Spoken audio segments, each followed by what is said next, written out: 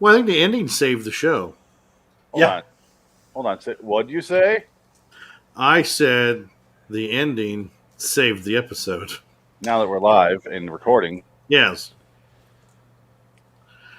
I think that it's a good thing to happen to that little bitch. Well, If you're just now tuning in, internet, we're not at the end of the episode. Series review, episode 56. R.L. Stine's The Haunting Hour, 312, The Girl in the Painting. I'm Phoenix West. Adam Wilcox. Dirk the Cat. All right, guys. We just finished whatever that was. Short but sweet. Just like that little girl. There's no good backgrounds. Fuck it. No. All right, so I don't know what the fuck this show is. I know Goosebumps because that was, my age. This is just Goosebumps again. I think this this must have been a darker Goosebumps. This is like the Nick Teen Goosebumps. Is that probably what it was? Where it was on at like 8 o'clock at night. This is like the Night Gallery of, like what Night Gallery is to Twilight Zone. This is to Goosebumps. Do not call Twilight Zone Twilight Zone. Don't you ever say that again. Or I'll make you stay one night in Willy's Wonderland. Goosebumps was their Twilight Zone. That's sad. Yeah, they're called stupid people. Well, even on that point, it's like Are You Afraid of the Dark is way better than Goosebumps. And Erie, Indiana is pretty good too. I never watched that. That one was only on for a season. I think I saw a handful of them. They were pretty good. There's Sam Raimi-ish. I think he was a producer. Wasn't that that wasn't an anthology, was it? No. It was like a straight up show narrative, so I'll look that up. Hold on. Actually, you know what? Maybe it was. I don't think it was. Let's find out. I don't know, but what the fuck is this show? I don't know what to rate this thing. I'm looking at, like we talked about, it has a 7.7 with 62 people. Front Street Pictures, Haunting Hour Productions.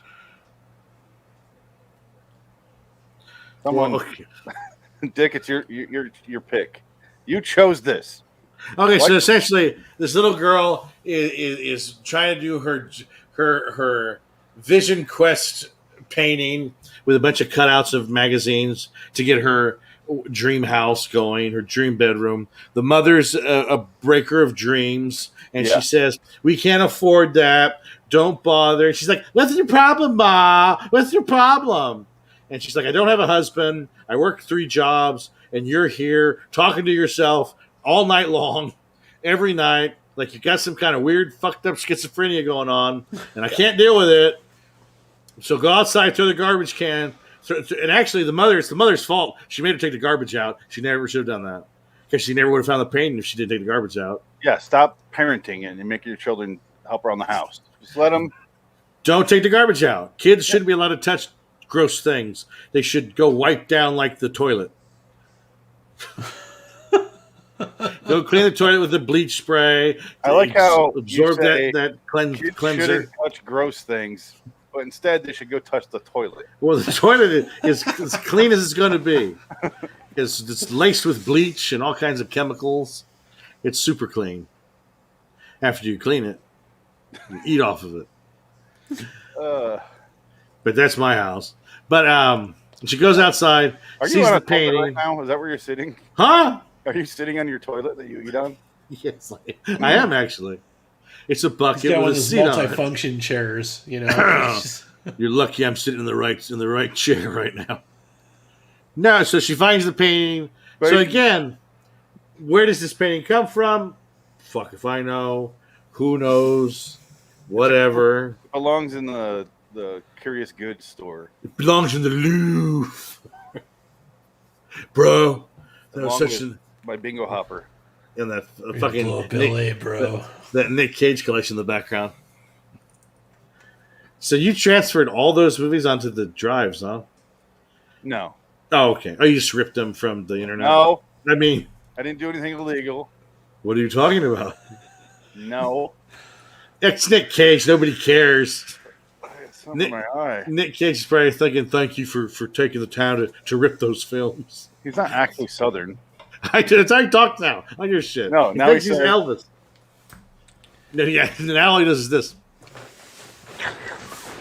You gotta Adam was have more of a actually gonna touch California accent. talk about Nietzsche and weird shit. I'm the California Yeah. Kinski. That's what I am. Yeah. I need to buy Mandy though. I want to buy Mandy on Blu-ray. I don't pick that one up. That's Do they worth a make that on having. 4K? That one belongs on a 4K. It might be. I wouldn't doubt it. I'm sure it is.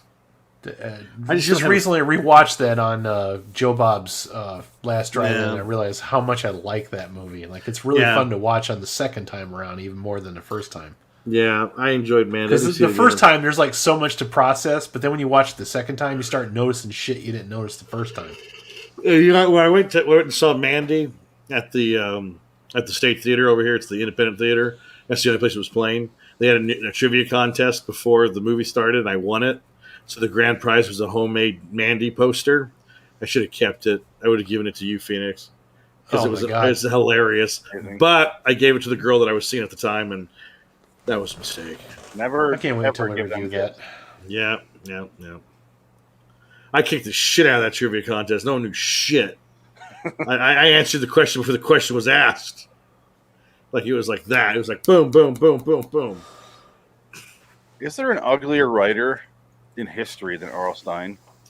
Yes. I don't know what's he look like. I'm not sure what he looks like. I've never seen a picture of him. Edgar Allan Poe's a fucking Calvin Klein model compared to this dude.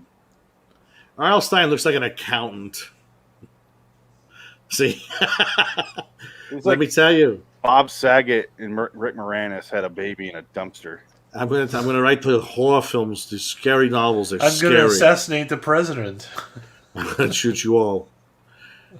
I'm fine. I have a fortune. I made a fortune off these books. They're wonderful. They made a dollar. That's funny. They mock me with these dolls, but I don't care. I have $1 million in my bank account. How much do you have? They made the film out of me. Goosebumps. Have you seen it? I'm R.L. Stine's Goosebumps with the great Jack Black. He looks fucking miserable. That's not his real name, you know. You think? Oh, he wasn't born R.L. Stine? No, Really? Jack Black. Are you sure? Oh, Jack Black. I know that's you real can meet name, him. yeah. That'd be really exciting to meet him. Hi, how are you? I'm R.L. Stine. No, actually, his real name is Tenacious D. Yeah. Let's find out what his real name is. R.L. Stine. So this is a show that was on for 3 seasons. I'm sorry, Indiana. Hold on. It is Robert Lawrence Stine. Robert Lawrence Stine? Yeah. Well, there you go. Wow. Born in 1943. Huh. He's a wartime pup. Yeah. But yeah, I as a kid, I still have all the Goosebump books in my mom's house. All of them. Just sitting in a trunk somewhere. People buy them. I try to. I haven't bought any for resale, but I watch a guy on YouTube who goes to different thrift stores and he always buys R.L. Stine books and resells them. And he says they sell. People love them because it's very nostalgic. So people always want. Well, we talked about it a little bit off air, but I didn't have Goosebumps because by the time Goosebumps came out, I was like way too old for that shit. Yeah. But I did bought at a book fair. Indiana Jones and the Curse of Horror Island, and that was an R.L. Stine Choose Your Own Adventure book, and that book was cool as shit. I loved it. Is R.L. Stine different than R.L. Stine? Maybe. I don't know. Maybe it is. Maybe it's a different guy. Kind of awkward. You stole my name. Say tomato, I say tomato. Because he had Goosebumps Choose Your Own Adventures as well. Yes. Yeah. He just got bored. How do you write for 40 years about 12-year-old kids? How do you do that? I think it's probably the easiest thing to do in the world. And when you don't have anything else to do and you're getting paid shitloads of money to do it, you're motivated. I bet you $20 he's just he's basically a copyright name, basically. He's probably not even the guy that writes them. I'm sure writers write the books for $20 and he gets the credit. Yeah, he probably employs people. Absolutely. It's like a workshop full of writers, and he just I think so. I think it's that. The Stine sweatshop. Yeah, the Stine Stine writing course. It looks like something out of a Burton movie. There's cobwebs everywhere, and people just like typing until they die. You know, like and all there is a giant whiteboard with magnets, and the magnets are a dummy, a werewolf, an alien, a knife. And a fish. Yep. Tell a story using those items. Go. And a painting. Fish who was an alien. Ah, fuck. Who cares? No, I love it. Keep going. Write it down. So this The was fish this is was the alien. Alpine Concept. This episode written by Jack Monaco. Look up. He wrote a bunch of stuff. Who? Exactly. He's got like 22 credits under his belt. It's not terrible, but He wrote it's for all- Star Trek Voyager. I saw that. Yeah, it's true. That don't say much, but But one of the last things he did was this show. So that was what, 20 years ago. Star Trek Voyager was not great, but I liked it more than I thought I would. I never could get into it. Like the I other Star tried. Trek shows, it got better in later seasons. Like, Yeah, I think once they jumped brought ship. on Jerry Ryan, I think that they had a strong character with Jerry Ryan, and it just Right. got better from there. That's what I heard. And then the Borg was in a lot more, and Yeah, the Borg they started became, bringing like- in the Borg yeah. a lot more. It got a little darker. Yeah. It was a lot more fun. Yeah. and they ruined the Borg with Picard. how is this episode only 9 years old? This feels like it was 27 years ago. What we're looking at in this episode. No, it feels about like what it is. It looks I don't know. It's been a jump, man. You're talking about okay. So when was the first iPhone? about 2010. 10. I mean, No, it was 2010. before that. 2005? 2007, I think. Well, I'll look it up. Hold on. Let's find out. Because technology has just fucking exploded so much that we're so. I mean, 4K is nothing. It's like we live in a world of 4K and digital clarity. It's insane. Hey, fuck it. I'm happy with 4K. I'm not moving up. I'm not But moving to- back. Well, you know why? Why would you move up? What's beyond 4K? It's fucking the as human clean eye as it can't gets. see anything else past that. Yeah. 2007, You wanna- 2008. 2007, 2008. Yeah. Yeah, sounds about right. I mean, shit, that's crazy. I mean, YouTube's been around since 2005, so it's been what 16 years of YouTube. I've been using IMDb since 90s. Well, 99, Before that, 97. I'm trying to remember. when I first got I, I remember Ain't Cool News in the 90s, and so I used to go look at movie news. I just went to IMDb. That fucking disaster. But back when IMDb was real simple, no pictures, You know, nothing. I like Dark Horizons. That's a good one. It's an Australian guy who runs that site. He's been around for years. He's just simple. It's very simple. Nothing Speaking to of it. simple, continue with your plot synopsis here. Little girl. She's losing her mind because the painting is like talking to her in her, in her sleep. And the girl in the painting's moving. So okay, the girl in the painting moves, and then she yells at her mom to bitch about you chick, you repainted the painting. What the fuck are you talking? Like, first off, the mother should be scared shitless because she saw the painting before. Wouldn't she notice that it's moved? She doesn't have time to be scared or look at the painting. She, Yeah, I have 3 jobs. I'm not dealing with this yeah. shit. You I die, bet you she- die. I don't care. She must not care or she knows what's going on and she's letting it go because that painting, the bitch little girl found it next door. So the mom knew the parents next door, and she goes, "What happened to Millie?" Well, I know. As soon as we got this fucking weird painting, Millie just disappeared. Really interesting. This painting. How much do you want for it? Yeah. Oh, Johnny next door's got it right now, but we're gonna get it back. He gave us $1,500. He keeps swapping throughout the town because they hate their kids. I don't know what happened. Hey, Billy, you want a portrait of a girl in your bedroom? What am I, a fag? Fuck you, Dad. Put it up. You're putting it up. We're gonna put it up in your room. Shut the fuck up. It's going in your room. She keeps moving around. Eventually, she'll be topless. Put it in your room, Billy. Yeah, you want to see some titties? Or are you a fag? You throw it right back in his face. Shit, Dad. That's a good point. Okay, that's cool. Billy sounds like a fun dude. Billy's awful. No, Billy's that's little Millie. Billy's a little bastard.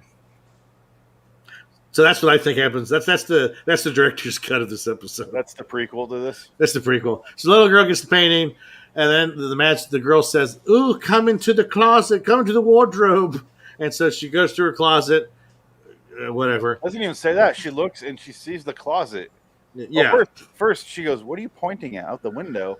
It's nice out there." And she walks and goes downstairs to go do the dishes, and a big fucking monster eye covers the window. It looked like a dinosaur eye. I don't know what the fuck that was. And then, she sees the closet and goes, "You want me to go in the closet?" I was like, why the fuck would she mean that? How did she get that? Well, it works because she gets into the painting. And there she is. She's in the painting. She's talking to the little girl that never acted again after 2 episodes of this show. And she's like, yeah, you can stay here for a little bit longer. And she's looking at the clock. Clock's ticking. She gives her a flower. You should stay here. Enjoy yourself.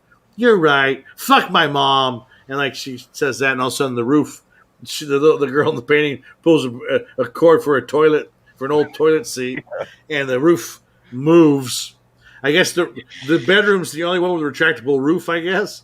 So she gets sucked up by a monster. Yeah, how many kids do you know have a moon roof, like a fucking moon roof for a fucking bedroom? A bedroom with a moon roof. Hey, you got monsters outside your house that feed on children. You get creative. You're going to find a way to stay alive. You're going to find a way to put yourself into a magic painting and get that magic painting to another dimension. Car. You push a little button, and fucking this is like a rollback type. It's pretty good. Pretty good type deal. Yeah. And that's it. And then the mother comes in from the paint. The other mother, the painting mother. She comes in. She's like, "Oh dear, did she eat? Did he eat?" And she says, "Yes, he ate." "Oh, very good." Blah blah blah blah blah blah. The girl's like, "I feel bad." She's like, "Don't. We got to survive, motherfucker. We're in a painting from another dimension. Don't ask questions. You got to survive. That's how it's painted, or something like that." Yeah, that's how our world is painted. Yeah. Which, huh? But they talked for 5 fucking minutes after, it felt like. Yeah, they do. They over-explained it. They really went out of their way to explain what just happened. I was like, oh no. I mean, I'm trying to tell myself, okay, the audience for this is obviously younger tween.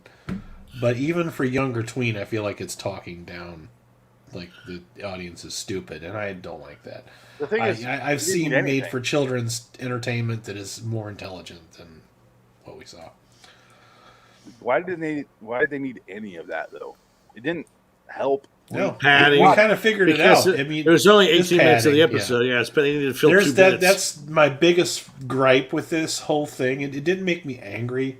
It's just there's an enormous amount of padding, and it drags even for 20 minutes. I call it the Willy Wonderland's problem. Padding. We'll get to that. Oh, yeah. Padding. I know big padding. Duct tape padding.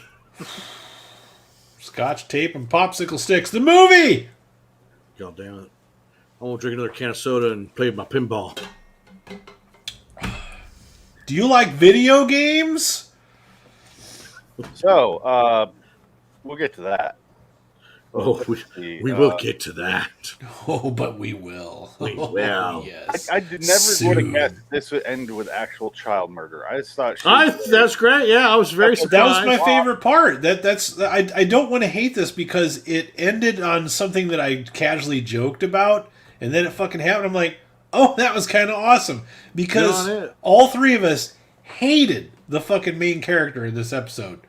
So when she gets sacrificed at the end, it's like, that's poetic justice. That's what I would have done. If I'd have wrote this, is exactly what I would have done. Yeah, this bitch right here. My history with her. Yeah, Dick was a little aggressive about hating her, so my theory is that he tried to pick her up at a party one time, and she declined him. I was never invited to those parties. He propositioned her. To the Epstein Island? I was never involved in Epstein Island parties. R.L. Epstein Island? Never invited.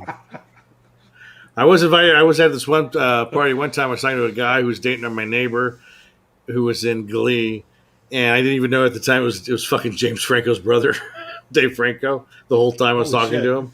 And I was kind of pissed off because he was saying, yeah, I'm doing okay, getting work, blah, blah, blah. I was, oh, good for you. And I was just like, I didn't know. If I would have known it was James Franco's brother, I would have killed him. I would have punched him in the face.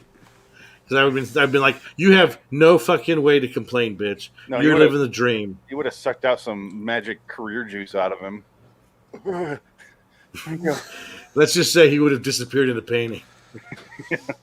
So how is this mother going to explain this shit to the cops?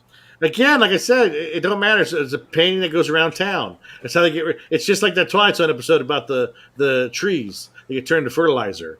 It's the same thing. Yeah. The painting does it, though. The detective comes in. He's like, "Well, it says here your daughter was. Oh, you got the painting. Oh! She ran away. Yeah, exactly. Okay, all right. Send that over to my house later. Yes, I got fucking... These kids are driving me crazy. I have another kid. They worked on the first one. This other one's acting rough. Keeps grieving over the loss of his sister. I can't deal with it.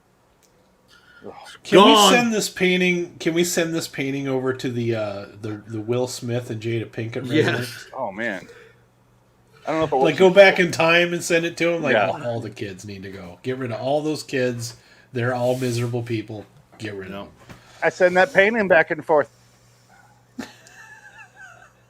Fucking deal, son. Watch me whip. Watch me nay nay. Did you ever read his Twitter feed? Will Smith has a Twitter feed or Jaden? No, Jaden's Twitter feed. No, but I did see him talking in Fucking an interview once. nuts. That guy is fucking certifiable. No, he's he is nuts. He's completely nuts, yeah. certifiable. Yeah. He believes his own bullshit. He does. Hold on, let me see. I'm gonna find you some quotes. What's his name? Yeah, Jaden. Jaden Smith. Because it's Willow, Jada, Jaden. Oh. Okay, here we go. No, you know what his best movie was? The remake of The Day the Earth Stood Still, where he literally ruins every single scene. Because that movie was not that bad. Except for him. Yeah. Let me give you some Jaden Smith drops. All right. There you go. Relationships are messed up, but your face isn't. What? How do you know it's not? Oh shit! No, that's not what I wanted. No, hold Yeah, on. I've heard him say way crazier shit than that. I'm just doing random here. Is there like a Will Smith or Jaden Smith Generator. Yeah. There is. Oh my god! They fucking ordered. It's like one of those Frozen magic 8 balls. You just shake it and it says random stupid shit. You just quote it. All right. Well, while you're doing that, Okay, here we go. Here we go. I'm sorry. let's rate this episode. All right. What do you got, Dick? Can I really bring the essence through these singing lessons and Google Ping investments? The moment that truth is organized, the moment truth is organized, it becomes a lie. That's called science. Hey, are you Jaden? Can I have a picture with you? No, because I'm super sad, but we can sit and talk.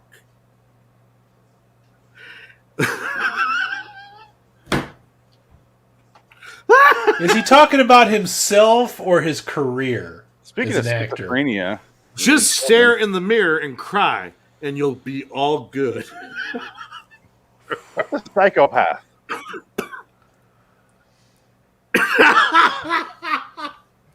I miss Tyler the Creator. I sucked his dick.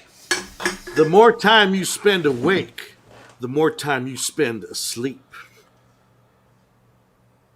If newborn babies could speak, they would be the most intelligent beings on planet Earth. You're slowly You know what we being need? in a Mitch Hedrum voice. When he does it, we need bongos playing in the background so we can get like the beatnik effect going. Oh my Christ. Bongos and a fucking bass fiddle. Sorry, I don't- for the convenience. I don't want you guys to think because I was born in America that I speak and abide by English grammar. I speak Jaden indefinitely.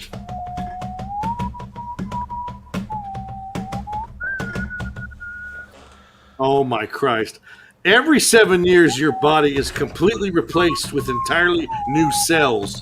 So just because you look the same doesn't mean you are.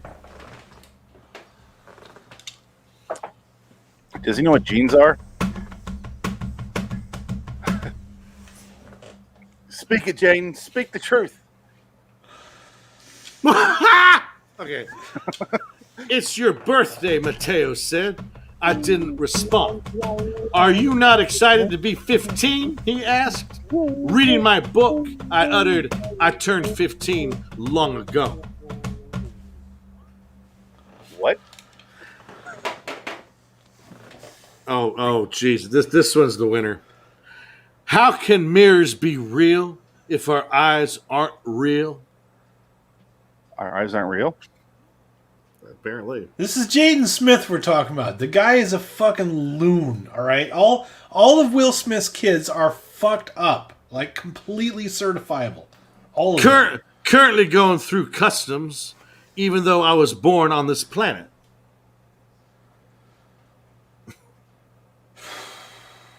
It's not so much that he's a lunatic; it's the fact that he thinks he's being like a genius.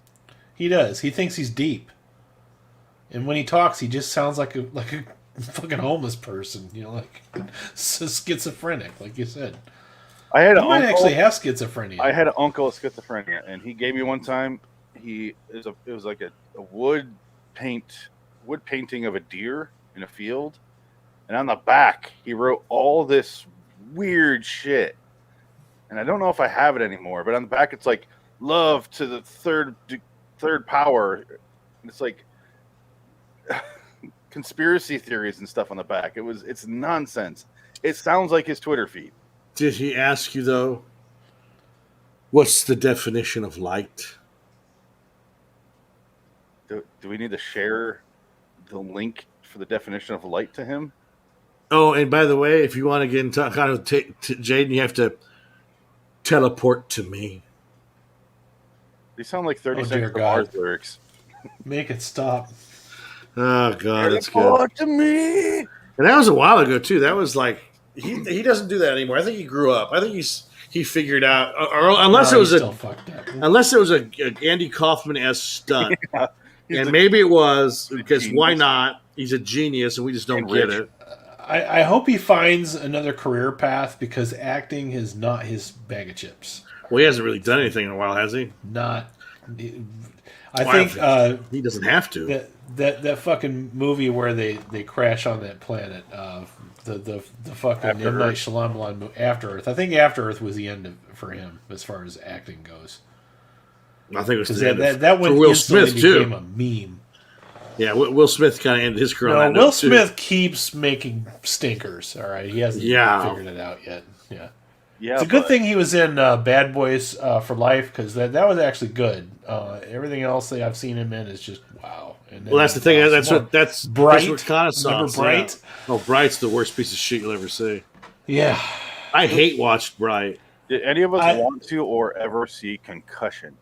I haven't Yeah. seen it. I don't really care. I saw have it. just no I saw interest. it. He was definitely going for an Oscar for that one, and it's like I'm Yeah. thinking, He yeah. clearly was. NFL problem. You have to be okay. He did that one with He is Margot really- Robbie. The What was what? that called? The one with Margot Robbie that he did? Oh, Focus. I saw Focus. I didn't see that. The one that disappointed me the most was Ali, because I really had high expectations for that, because I wanted to see an Ali biopic, and they hyped the shit out of that, but he just could not bring home the bacon. Well, I think John Voight and Jamie Foxx outshined him. Oh, yeah. They outacted him, I think, because it was just like, ooh, yeah. It's Jamie kind of should have hard. gotten somebody else to play the main character, man, because he just did not have enough charisma to play. It's like what Red Letter Media said about Dracula. Did you watch that one? They just have a Dracula. Not yet. Don't say anything revisit. yet, because I haven't watched that one yet. I tried to watch it last night. I was too tired, but No, they just said that it's kind of because you get. Don't tell me. It's nothing important. It's not like it's going to ruin it for you. Yes, it is, because I want to watch that episode. I don't want you to spoil it for me. It's not a spoiler. Spoil something on. without a narration. It doesn't have a Move story. How do you spoil something without a story? That's fine. That reminds me of the time I told my friend. I asked my friend, "Hey, do you want to watch?" He just got off Dracula? work. No. I said, "Do you want to watch an episode of Justified?" He goes, "No, I can't. I don't have the energy for that." I was like, "It's a fucking TV show. It's like you don't have to do anything." No, I can't do that right now. I was like, "Oh fuck, you're too lazy It's to watch." a pretty the good show? TV show. It's not very Yeah. deep. I mean, That's what I mean. It was like, what yeah. the hell? You need a break from that? It was pretty funny. I was just like, that was the funniest thing. He was too lazy to watch a show. Wow. That was pretty funny. It's draining, you know? No, I can't do that justify right now. watching that. I can't justify that right now. I just can't do it. I think he needed a drink, so he had like 5 shots of rum. I don't know how to rate this, though, because it's like I was mostly bored through most of it, but the ending surprised me enough to where, oh, well, that kind of makes it worthwhile. But do I judge it on that, or do I judge it on the sum of its parts? You know what I mean? You gotta total up all the course courses in the meal. I give it a 6. Yeah. I give it a 5 actually. Let's 6 it. I'd 6 it. 6 is when I like it. Yeah, it's like a lousy meal with a good dessert. Does that make sense? Yeah. You know, like a pretty bland, basic meal with a You got really a, good dessert. a wiener schnitzel, chili cheeseburger, and then you went and you got a nice twister from Dairy Queen. Fucking lava cake, yeah. You know, it's actually good. Delicious. So, Yeah, it's 6. 5. yeah. Yeah, that's fine. Because she died. I mean, she got eaten by a if fucking it was a monster. 6, I think I would want to watch it again. I would actually say it was good. This was not good, but it wasn't terrible. And the ending did redeem the first agonizing 19 minutes or so. So, but yeah, I think 5 is being fair. If it wasn't for the ending and not for all the times the girl's like, "Get the fuck out of here, mom," that's basically her tone. Yeah. It would Not have a been phase, like Mom. Yeah. It would have been a 3. It was so boring for large sections of time. But it's only 21 minutes. But it feels like it's 40. That's definitely a detriment. I'm supposed to be me. You dress like Halloween, ghouls are going to try to get in your pants. Ghouls are going to get in your Fucking pants. love that movie. That movie is a different level, man. Should I do my makeup like that? I was supposed to be me. I don't think you heard me, Jamie. Papa's got a brand new bag. Ow! So, R.L. Stine. That's another one. Set up and payoff. The knife. Beautiful. Let me show you something. Twist it. You do it, you get it twisted, it bleeds out. And then he came in and he beat up a real rapist, Danny Masterson. Yeah. Go figure that one out. His trial's still going, allegedly. Allegedly, he raped quite a bit of girls in the Sido ring. He said it like it's an impressive, like a feat. He raped a lot, you know. He did. This is the same episode where Nicolas Cage grabs a girl's ass that's in a fucking choir in front of all the choir people and the fucking priest. Says to the stewardess, "How would I let you suck my tongue?" Suck my tongue. Love him in that. Oh my god. Oh well, howdy, we got him right here, Castor Troy. I could eat a peach for hours. And Joe Bob Briggs. Oh, lucky day, Castor Troy. As I live and breathe, Castor Troy. Classic. Yeah, they're doing a sequel. It's coming. The sequel's coming. Which is actually cool because the guys that are doing it are super fans of Face Off. It's Adam Weingard and the guy that he did The Guest. He did You're Next. He did the writer director. And then they also did the Godzilla movie that just came out right now. Yeah, he directed that. Yeah, so his next movie's Face Off. And I guess they said they pitched that movie like 5 years ago, the Face Off sequel. And he said they're serious. They're just hey, we want to make it R-rated. It's going to be straight up action. It's not going to be. It's going to be a direct sequel, and it's just why not take that idea and do something else with it? That's what we like. Not like either one of those actors are doing anything special now either. Well, they're not going to use the same actors. It's going to be the same concept but with different actors. No. Well, what? That's what makes it better. I'm already checked out. If it's not going to have Nicolas Cage and John Travolta, he's dead. He's dead. Castor Troy's dead. Hey, I have expectations. I'm sorry. It was funny watching those two try to out cheese each other in a fucking movie. You could do that with good character actors today. It could happen. They just have to be character actors. You can't do it with like Taylor Lautner and some other kid. Like it has to be adult actors. It has to be like Gary Oldman. And Gary Busey. Gary, oh my God, dream. Gary off. Gary and Gary. Yeah, Lions and Tigers. Oh my! It's a Face Off and Kramer versus Kramer sequel. Oh Gary my God, Gary. They're great. They're gay. They're gay parents fighting for their son. Oh man! All right, let's be done with this, right? Yes. God damn. We could eventually watch Goosebumps episodes. Those are even worse. Isn't that on the list anyway? Don't you have those in? Yeah, you got those in there. I haven't chosen it yet. Well, don't worry. Whenever I prepare for the show and test out the wheel when I change something on it, it always lands on this. They never did until now on the actual show. So well, there you go. Next week on this show, since we're done with the wheel picks for this round, next is going to be Creep Show 205, Night of the Living Late Show. And then we go into our choice picks. So get your picks ready in the next several weeks. I think I might do a Tales from the Crypt. All right. The only rule is it can't be a show that any of us picked last time we did the choice picks. So Amazing Stories. I chose Creep Show. Yeah. Amazing Story. There's nothing else on Amazing Story. There's no midget killing themselves in the next Amazing Story. And then what do you pick, Adam? Oh, Friday the 13th. Yeah, I won't do that this time. I'll do a different show. You have to. Nightmare on Elm Street. No, probably Creep Show. Oh, sure. I picked Creep Show though last time, so you can't do it. You can't pick the same. You said show? I can't pick the same one that I picked. You didn't say I can't pick the one that somebody else picked. That's true. Yeah. Ah, you're putting too many stipulations in there. You're making this hard. loophole. We can't choose any. I said any that we picked last time. Well, then I don't know what the fuck to pick then. Yeah, I only have so many fucking shows, you know? There's only thousands of them. No, there's got to be something I've seen. Why? I'm not going to blind pick and then have all you guys fucking rag on me because I picked some boring-ass piece of shit again. No, it's going to be something good. Fuck y'all. Nothing beats the worst pick show, which was the Confederate show and the Bullfighter episode. Oh, those two are and the Bat. There's three bad ones that I never want to see again. The Bat was terrible. Yeah. This wheel has been fun. No, it hasn't. The next time is Creep Show, and I do have the next Inside Number 9 picked. Yay! So and then I'll be on July 14th. Wait. Question.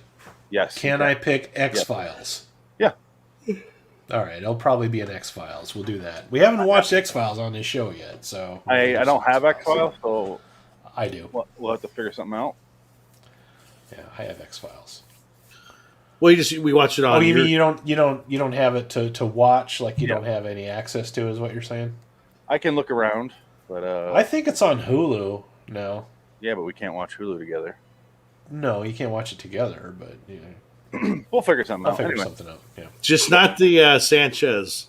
I've seen that one so many times. No, it ain't going to be that one. Okay. All right, let's get out of here. Chupacabra episode? No. LIW. No. For me, youtube.com/Loitering Wonderland, Tuesday night's Twilight Zone, Wednesday night's this show, and then either a Carpenter, Frankenheimer, or Cage movie. Tonight's Cage, Willy's Wonderland.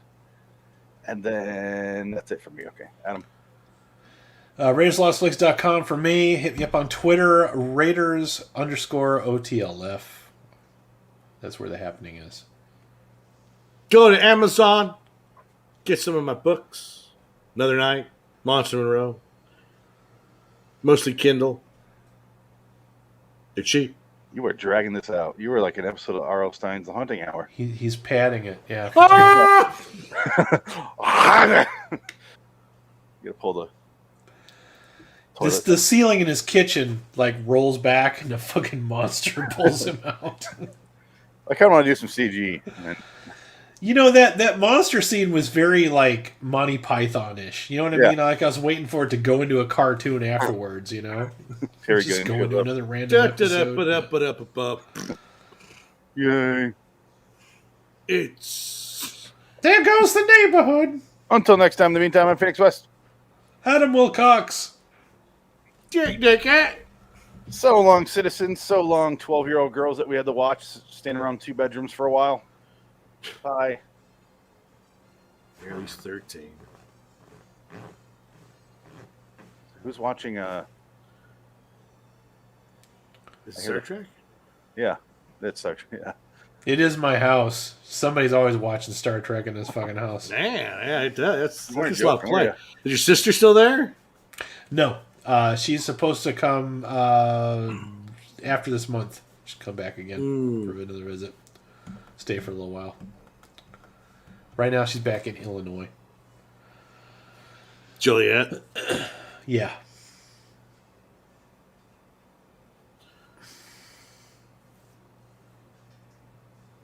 Long long ass fucking title of this show. Or else Stine's The Haunting Hour. The Girl in the Painting. Break time? Yeah. Sure.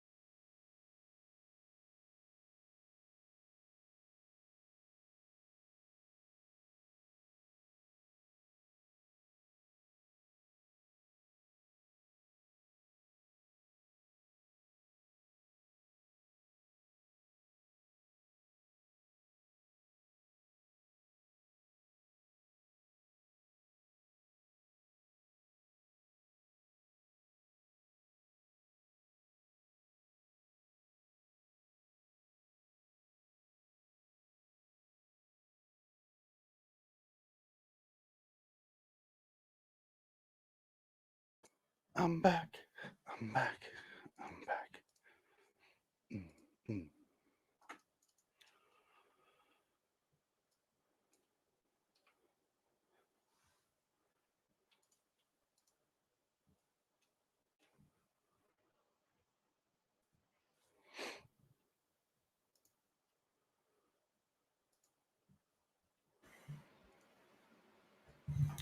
Hi, Dick.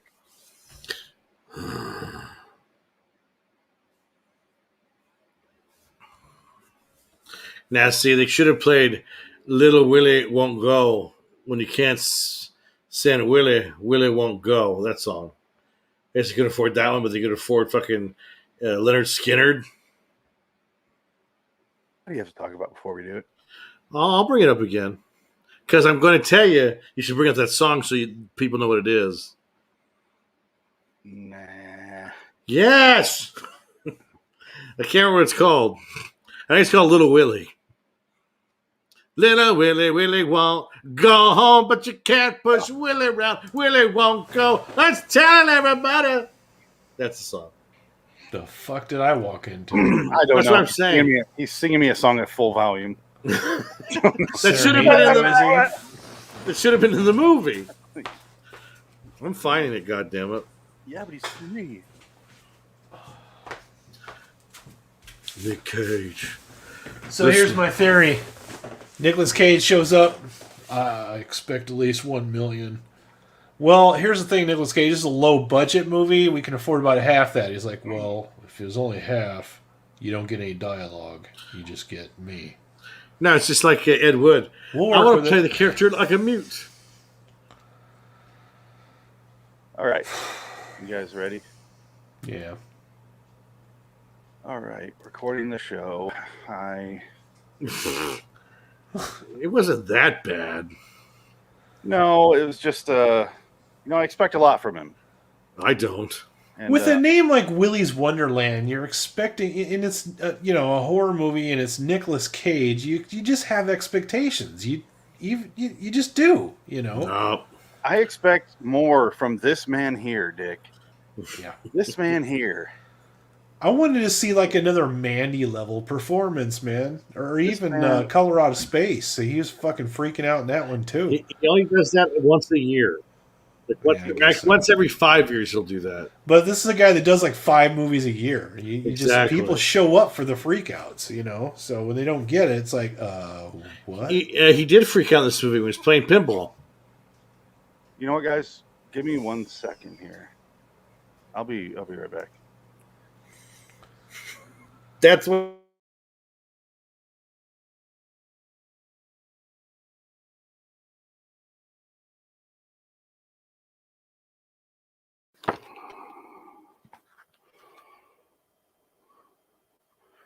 I don't get a lot of alone time. Oh shit! Let me turn off the microphone.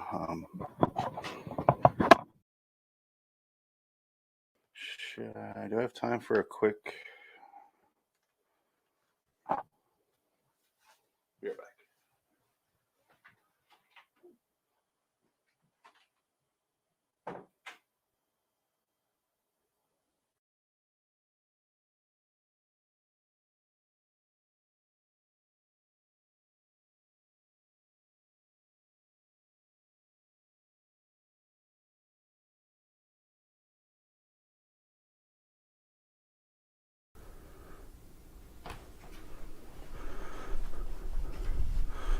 All right, smell a little down here. All right, Nick Cage.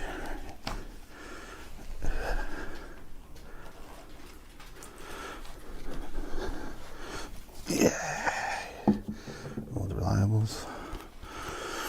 All right, Nick Cage. Let's see what we got. Ooh. All right. Let's see. Where's the fold out Nick Cage's? I want to be like. Cut a hole in it or something. Where is it? Page 27. Okay. Here we are. But no. Come on. All right. Someone ripped them all out. What the fuck?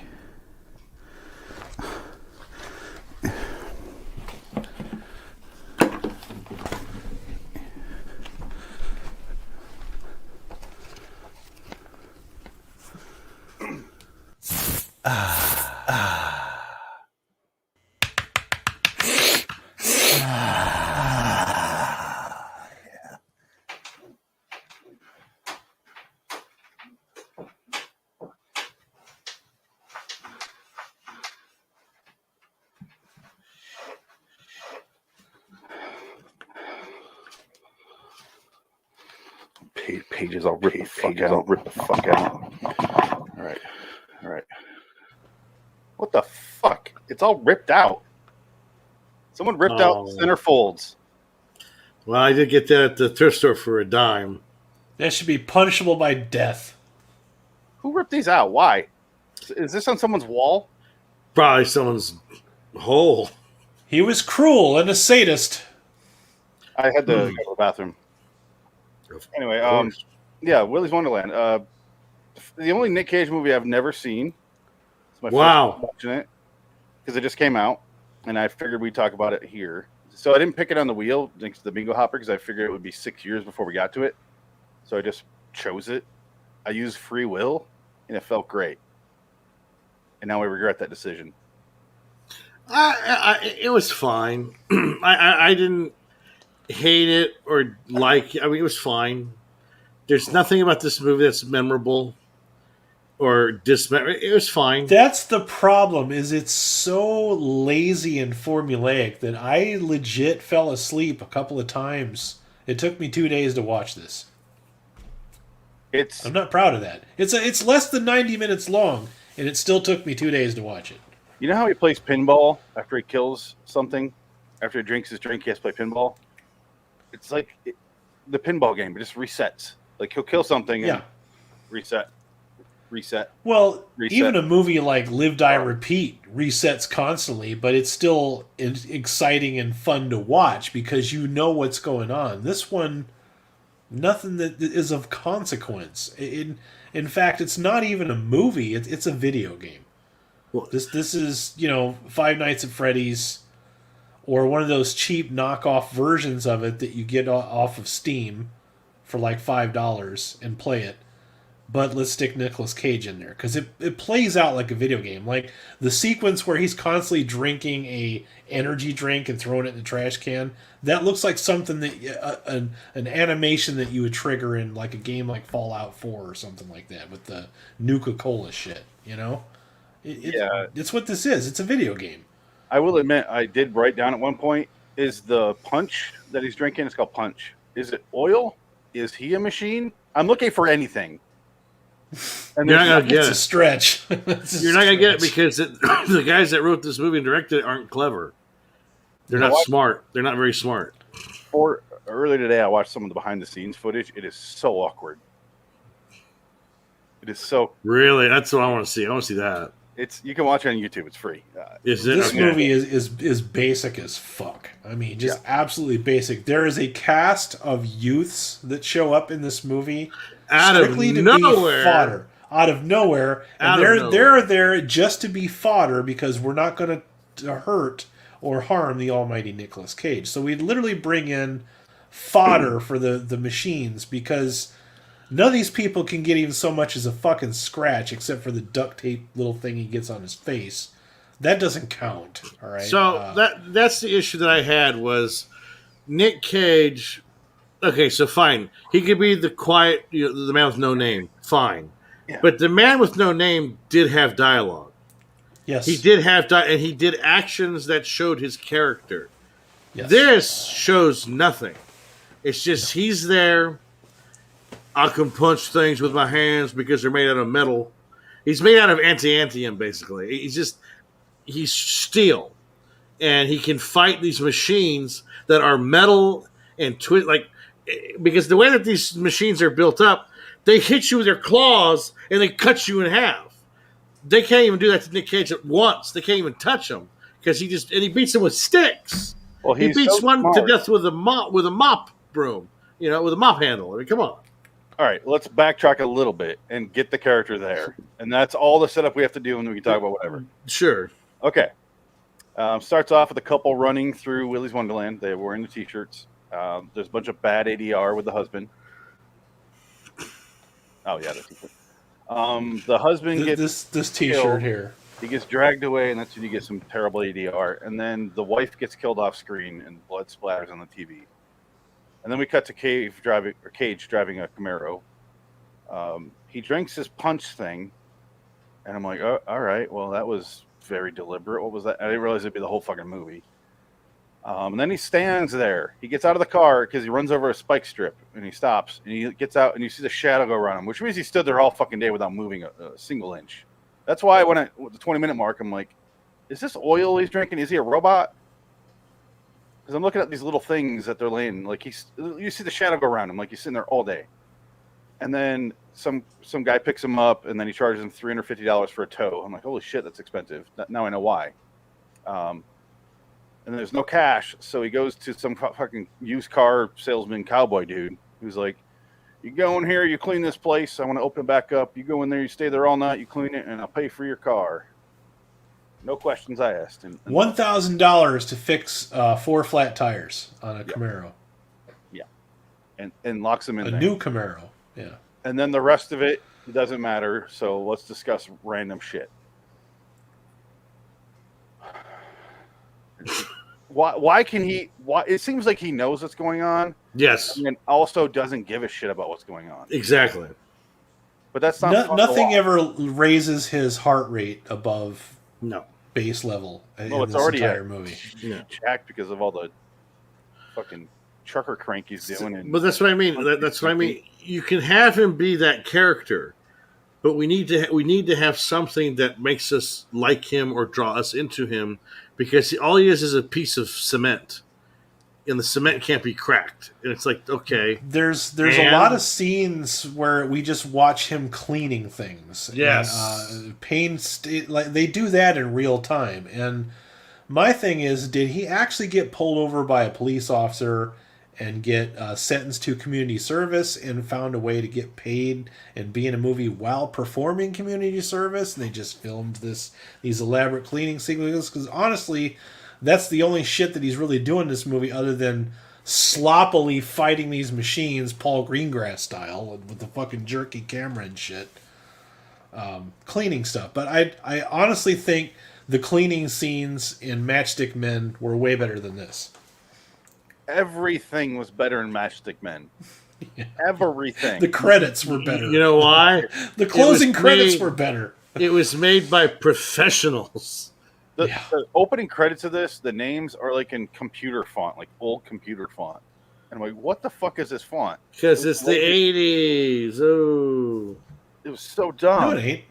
What was this supposed to be in the 80s? 1984. They make a point of saying that.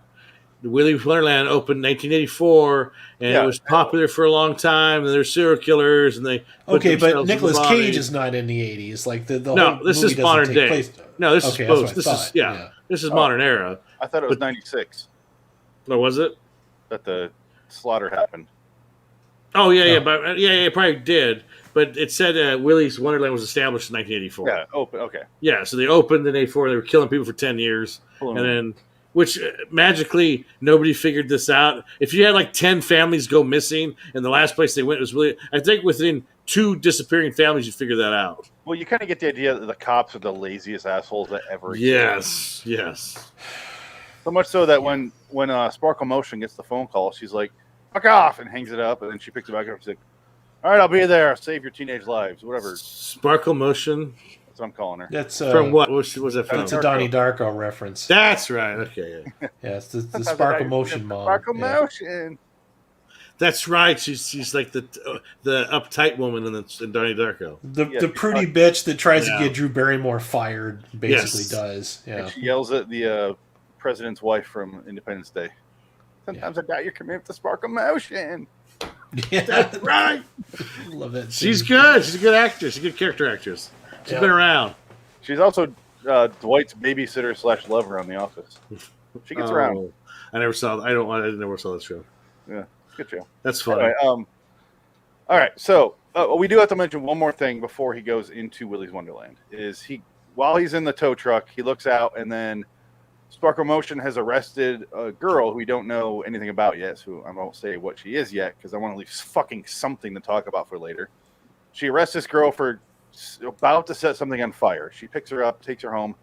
I didn't know it was her daughter. I guess I'm ruining it now. I didn't know it was her daughter then.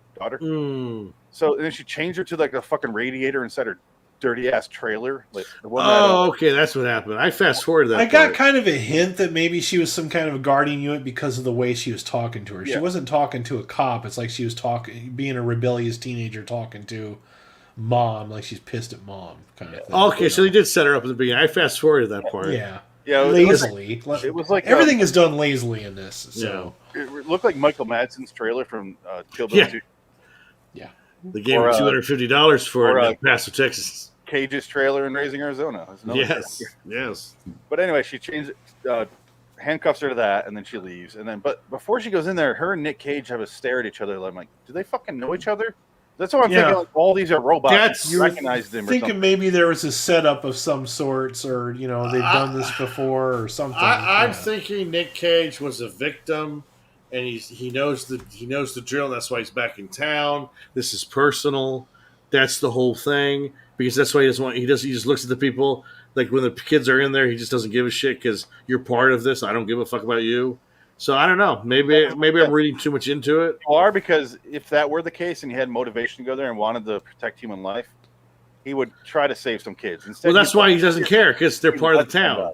Well, the town let them people die. Yeah, but they want to burn the place down. Yeah. You're bored, so your writer creative mind is trying to invent something to fill that. Oh, absolutely, space. Yes. Is what's happening right now. They're trying to come up with something, some motivation for this. And I was watching a better movie in my head. I thought I was going to watch a better movie because after this ended, I turned on Banana Splits the movie. Have you heard of that? I heard it's better. The Red Letter Media review of this, which I hate watching reviews of a movie before I watch it because it jades my opinion. That's why I didn't watch what it. I'm watching. No, but I'd seen it before this even became a thing, so it happened. And Willy's Wonderland hasn't really taken off, so it's not a thing. It's a forgettable piece of trite. But it's like I will say, it's Willy's done. Wonderland is It's the most streamlined, basic story with almost no bumps, no signs of life in it. No. There's a couple scenes where you're like, oh, they're doing. Oh, no, it's over, and that's Yeah. it. Banana Splits, the movie, has a story that it sets up, and they get there, and then once the carnage starts, it's like an hour in, and by that time I didn't give a fuck. I like this better, only a little bit. Oh, you like Willy's Wonderland better than Banana Splits? Yes, because the acting is so fucking bad in Banana Splits. It's Right. so bad, and it takes you out of it, and the carnage is like skeletons from Halloween store, spirit store, one of those. It's terrible. Well, speaking of terrible, these animatronics I call them in this animal fucking tronics. movie, these people in bad, cheap furry suits, Yeah. especially the girl who's literally just a fucking girl with a fucking mask on. Anybody want to comment on how bad these creatures look? You want to fuck me, fat boy? One over your shoulder? Yeah. She's a Disney. She looks like the girl from Inside Out. Frozen. There she is. Yeah, there you go. And I guess she's just suicidal at the end of the movie because she blows herself up. Yeah, what the fuck was that? That was stupid. And why could she climb walls like an insect? Well, again. Okay, here's the thing. Again, I think we've talked about this. If you're going to do a horror movie, you got to have rules. Yeah. Thank you. You got to stick to the rules. Set up the world. Build the world first. Okay, yeah, this town made a pact with the devil, letting these guys kill these people because they were roaming, doing whatever they want, killing people left and right because they could leave the park. They could leave they left the Willy's Wonderland shack. Because why is it locked up if it doesn't matter anymore? That's another question. Why is it locked up if they're fed these people? Why lock it up? Because you made that pact, they're not going to leave. So why is it locked up? Never mind that. Why can Locked up. Nicolas Cage just dispatch these things without any fucking effort whatsoever? Like he never Exactly. even raises his fucking blood level, or They his don't even heart give rate. him dog tags to establish one like thing he's at a time. military. Yeah. Yeah, I I mean that think would have it's been helpful. I think it's locked They up. did. He had those hanging from the rearview mirror. There were dog tags. In Did he? rearview Okay, mirror I of was going to Camaro. say. So there you go. that might That's have all been you a need. hint, but they Yeah. only show for like a half a second. And Yeah. So I okay, think they did do that. I think it's locked up so that some random kids don't wander in there. It's also But to why keep would they it care? They got in there anyway. They don't so want what's the point random even kids. fucking locking it? They don't want random kids, but they'll have random families go in there and get murdered. No, not random. Selected families that go in there to get murdered. Yeah, but they're still. It doesn't matter. They're going to eat anyway, and they apparently can't. They have no power over them because as soon as she goes in there and apologizes, she gets torn in half. So they've already been fed. They've eaten 10 kids that night already. So it's like they've been fed. I guess that wasn't enough. It's not literally feeding. They're not actually feeding on them. They just want to kill. Well, I understand that, but she says specifically, we feed them. Yeah. So don't use that term then if they're just going to be willy-nilly killers. Don't say feed. Say we allow them to have their fun on this night, on these hours, but that's it. And then we lock the place up to keep them in here. But again, they don't Also- explain that because the script was written in a day. World building, all right, and this is one of the Yeah. things I bring up quite often. You don't have to do a lot of world building in this, but they did establish, all right, the big guy with the cowboy hat, the one that looks like the guy from the cover of Curious George. all right? Ticks. That fucking guy's ticks, just like the state.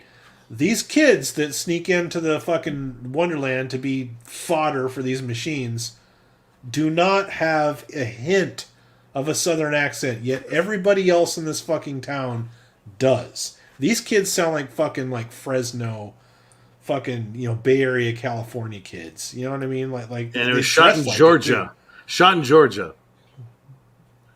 This was all made They don't in even Georgia. have a Georgia accent. I mean, they're not even fucking trying with this movie. Oh, That's I my guess- problem. It's so goddamn lazy.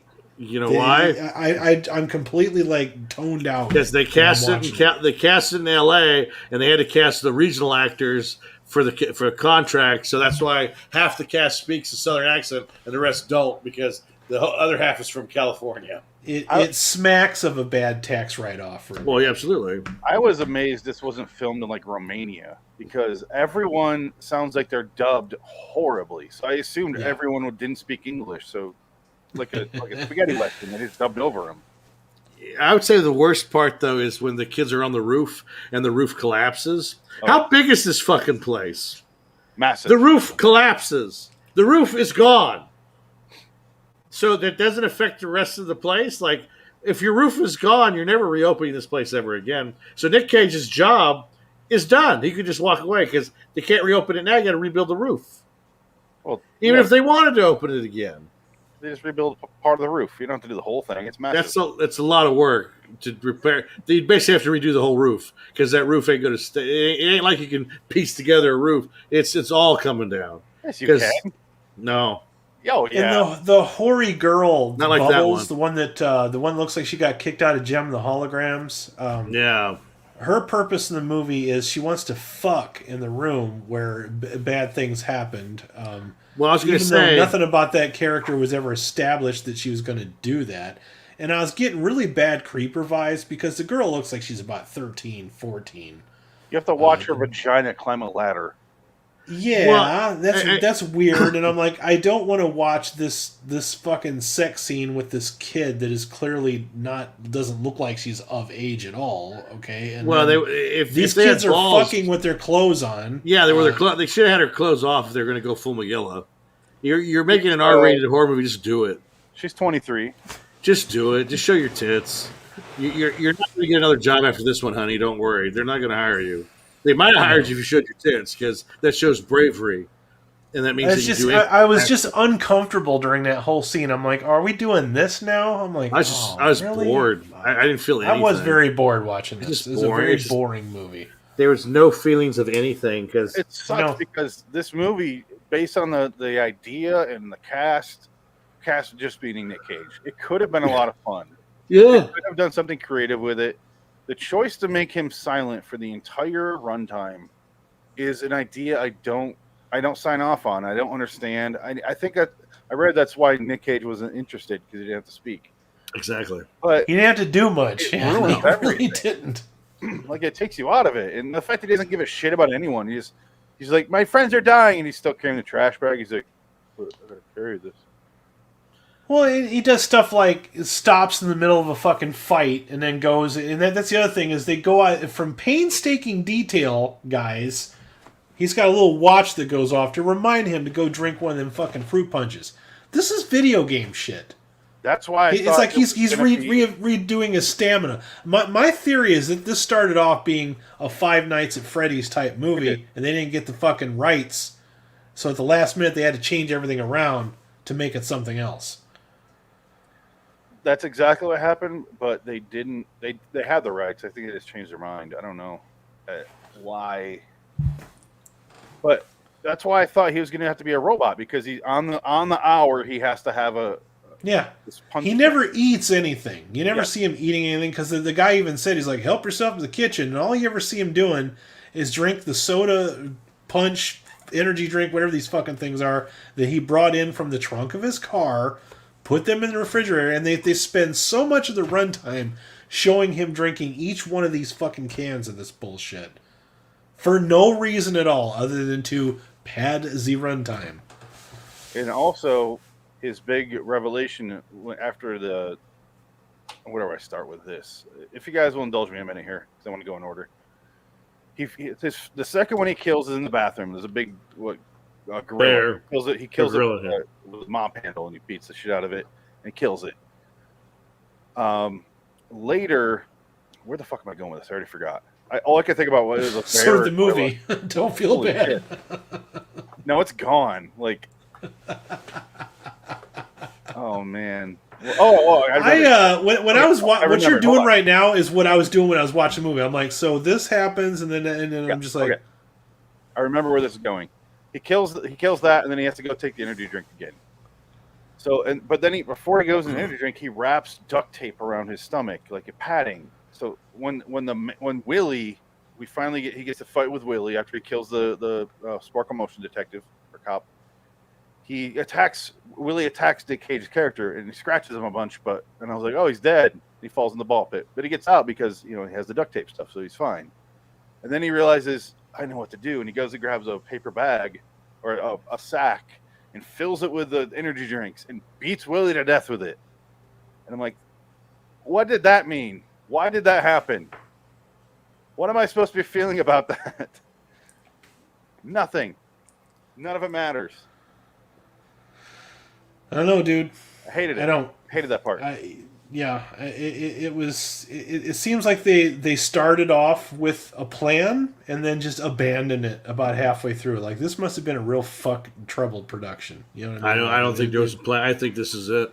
I don't think there was a plan they at shot all. this shit in a couple of days and wrapped it up and edited it the best they could and threw You're it out giving into them the wild. You're giving them way too much credit. This is the script. This is page into the screen. The 7-page script. This is what it is. This is exactly what they wanted. I mean, even and the they one got that it. we watched with Franca, what's her name? The last Nick Cage Between movie. Worlds.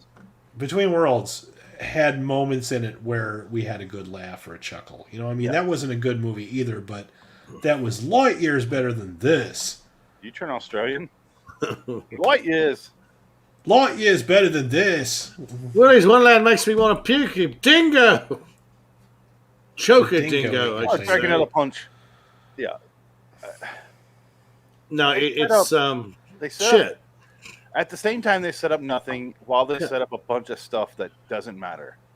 The punch It's didn't not matter. product placement. There's no real brand name attached to the can that we're aware of, so it's not like, oh, you know, it's not. They're not doing the Adam Sandler thing. So what the fuck, you know? The fight scenes are lazy as fuck. They all look Yeah. terrible. That's the problem. They all look exactly alike. It's just it's shaky cam, a little bit of fake fucking CG blood, and then something hits the floor, and then he's dragging a garbage bag. This Stacks needs them to up. be like really gritty and well done action sequences where he's literally fist At fighting. least that. At least give me a fun action scene. The funniest bit was when he walks out after he kills the one that killed the two fuck buddies, and he's got the bag. He's dragging the bag out, and in the hallway, it's the girl. It's the girl monster and the other one, and he just basically looks at him and he just walks up, he punches one in the face, punches the other in the face, and walks around. That was the funniest part of the whole movie because it's just like his arms are made out of steel, so he just punches them once and they go down. Because he's supposed to be a robot. I guarantee I there's guess he's a conversation. robot. Yeah, I just don't get it. But I'm again, just saving that for the sequel. I thought that was going to be he drinks that throughout. You never see the can fully. At the very end, he sets it down as he's walking out the building. Camera pulls down. It says like punch oil or something like that. Did it say that? No, that's what I was waiting for, and it just never happened. So I'm like, well, who the fuck is he then? I don't. Oh my god. Well, that's the thing. He's the man with no name, and he's the guy that goes the gunslinger. But it's stupid. But that's just it. They didn't even make it feel like a Western either. Like that's one thing I liked about vampires is vampires at heart felt like a fucking Western. Like he was Again, trying to make a Western. what's the difference? A real filmmaker who knows what he's doing. Are you saying Kevin Lewis didn't know what he was doing? Who? I'm saying Steve? Kevin Lewis was Kevin Lewis? asleep on the set. All right, I'm saying he didn't even fucking try with this. By the You way, had Nicolas I'm Cage, saying- and you fucking blew it. He tried. This is the best he could do. this is This his probably highest rated movie. Nick Cage? This 5.5 movie that we're talking Nick- about right now. Nick It's Cage. the highest rated movie that Kevin Lewis ever directed. No. Oh, What so else? he's proud of this shit. The Yeah. Drop, The Method, Malibu Spring Break, Downward Angel, Andrew Jackson, White Elk, The Yeah, Third Nail. The Like Drop I has- said, The Drop has a 2.4. The This Method is- has a 4.8. Malibu Spring Break somehow is a 2.2. Downward Angel 4.5. That one doesn't have a real 4.9. Sounds like he should hook up with Jaden Smith. are those all shorts? No. Wow. No. I've never heard of any of those This movies. has a 5.5 with over 13,000 people voting. Oh, that's like the stand numbers. I mean, we've seen. I don't know about you guys, but I've seen shot on video stuff that's got more story and development than this. Yeah. Curse of the Wolf. Here's the problem. What if I Sledgehammer. said, hey, Adam, who's your favorite character in this? Who? Willy. Willy. Yeah, Willy. Sparkle Motion. Sparkle motion. Sparkle motion had one fun. There was one funny bit in this whole fucking movie. The bit where they're sitting in a room, and we got Willy Greenhorn sitting there asking her fucking questions so that we can give exposition to the fucking audience. And she says, "Your job is to sit here and pray that this phone doesn't ring." Yeah. That's it. That's the only funny fucking moment in this entire piece of shit. But then they ruined it when the phone does ring because I think his name Chris calls them. And then she says, "Prank phone call," and then they call right back immediately. All right, I guess we're going out. I'm like, you just fucked the joke. You fucked your own joke. You had one joke. They ruined it. Fucked it. You fucked your own joke in real time. I called her friends that break her out of the trailer. I called them in my notes cannon fodder friends because that's literally all they are. Yeah, that's what they are. That's all. They're just there to be dispatched and to set up the friend. They're going there to burn it down because Sheriff Sparkle Motion reveals that the backstory of this town is everyone that used to run this place, Willy, and his cohorts there, his employees, were all killers, and they're killing people. Eventually, the sheriffs decided they might want to do something about it. Eventually, so they went there, only to find out they all killed themselves. And I guess their spirits went into the animatronics, the animal. Well, they had a satanic ritual. They did a satanic ritual putting their which was like they didn't explain that. It's part so quickly. But the way the girl explains it, it was a satanic ritual, which experts said was the curse to lift their souls into another metaphysical body. Child's Play. It's like, I saw the movie. It's called Child's Play. I was gonna say, doesn't the script sound so fucking like 80s cheese, like early 80s bad? Well, that's what they're doing. This is an homage to the 80s movie. It's an homage. It's an homage. They had one foot in the Grindhouse store, thinking that they're doing a Grindhouse movie, and then gave up on that. Thought they're doing a Man with No Name thing, gave up on that. Thought they're doing like a cool action fighting the robots, gave up on that. They didn't give up on it. This is it. This is the modern era short attention span problem. This is a kid that grew up watching movies in the 90s and makes movies now. And that's the problem. We're never going to get good movies ever again, guys. This is it. This is as good as it's going to get. Because studios ain't making movies. John Carpenter don't exist no more. There ain't a guy out there making John Carpenter movies today. I don't know, man. Mandy was a lot of fun. If that guy does another movie like that, Panos Cosmatos does another movie like Mandy, I'm interested. I understand that, but also no one else is. Richard Stanley's making movies again, guys. And Color Out of Space was a lot of fun. Okay. It ain't gonna matter. Those guys ain't gonna make no big move. They ain't gonna make no Christine. These guys ain't gonna be approached by studios to make shit. Oh no, we're not gonna get Christine, but we can definitely get like a cool, like kind of grindhouse art house type film, which is what I was kind of hoping this would be. I don't care. We've been getting those for a while. I don't care if it comes out of a studio. We're still gonna get good movies. It's not gonna be studio movies. No. Well, that's the thing. Well, I don't think we're gonna get good. We're gonna get those movies because they're gonna stop making those too. Because who's gonna buy them? No one's gonna buy them because you got shit like this. Netflix and companies like that will buy them still. No, they will not. Have you seen Netflix movies? What's the biggest Netflix movie out right now? Army of the fucking Dead. That's what Netflix is making. Enough said. So fuck you. Netflix don't give a fuck about good movies. Maybe Amazon, because they actually do artsy shit that's wacky, like that fucking I'm Not There movie. You Were Never Really There movie with Joaquin Phoenix, where it's basically he kills people with a hammer. It's basically the art house Rambo. If you ever saw it, it's an art house Rambo. It's pretty good. But again, that movie ain't going to get made out and seen by millions of people. Cloverfish Killer is good. Yeah, that's a good one. I haven't seen it, but I know it's good. It's good. I want to see that one. But again, it ain't made by Netflix. Let's see here. Where the fuck are we? Okay, so the kids show up. They help their friend. She wants to go inside and save Nick Cage, and they're all like, "Fuck him! Let's burn this building down." I'm like, "Good God, kids, do it! You don't even know him." Yeah. She sneaks in, and then they hear her screaming because she's fighting a Disney character. They decide to go up on the roof for some fucking reason, and then one by one they all fall in the ball pit, and then it's just them getting killed one by one by different animatronics. These kids have no character at all. Period. Is Nick Cage It's on just break when they all This die? guy, yeah, he fucking stops and goes and has a drink while they're No. getting fucking dispatched. So, Because he's not on break though. They don't set that up. He just kind of disappears. No, well, they set it up because they said make sure you take breaks. So when the thing beeps, he goes and has his Well, I fucking know, drink and plays a but little pinball. He only does that one time when he's with the girl. It doesn't happen any other time. But it's like in the third act. I'm like, what? Where the Yeah. fuck is this coming from? It kind of You drops know? out of the movie because you're focused on the kids fucking. Like that's that scene is so long and pointless. My favorite break he takes is when the one kid Chris was talking. He was talking to one of the animatronics was like, "I'm different than the rest." Yeah, I was like, "Oh, you're different." Yeah, what dumb shit. And then he gets killed.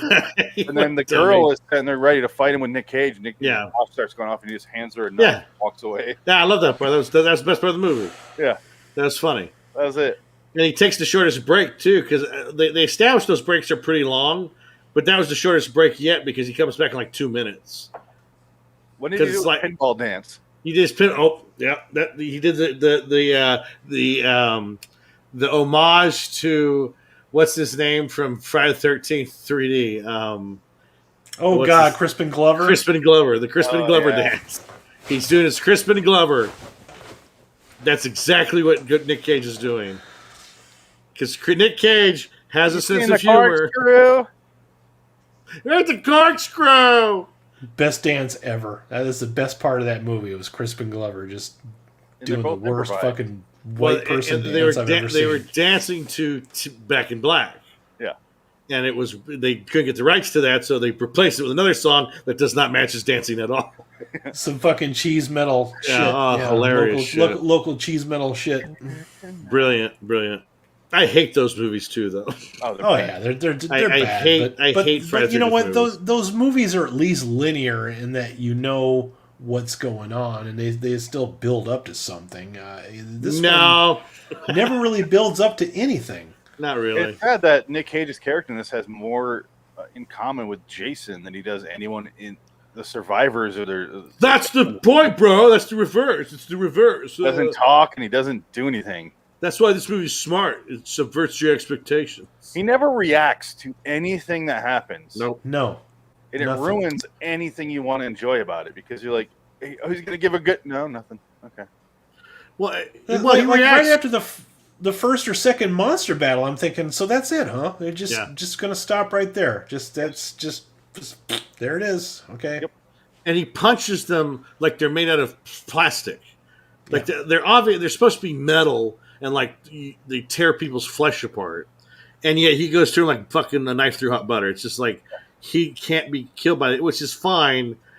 I guess it's fine, but you have to give a reason. You have to have like rules. Why is he so special? Good. The military setup fine, but go deeper with that because I don't know what the fuck's going on. Something is the punch a super? Is the serum for super soldiers? Is that what it is? Yeah. So there you go. I guess that's what it is. No, instead you get, I'm going to feast on your face.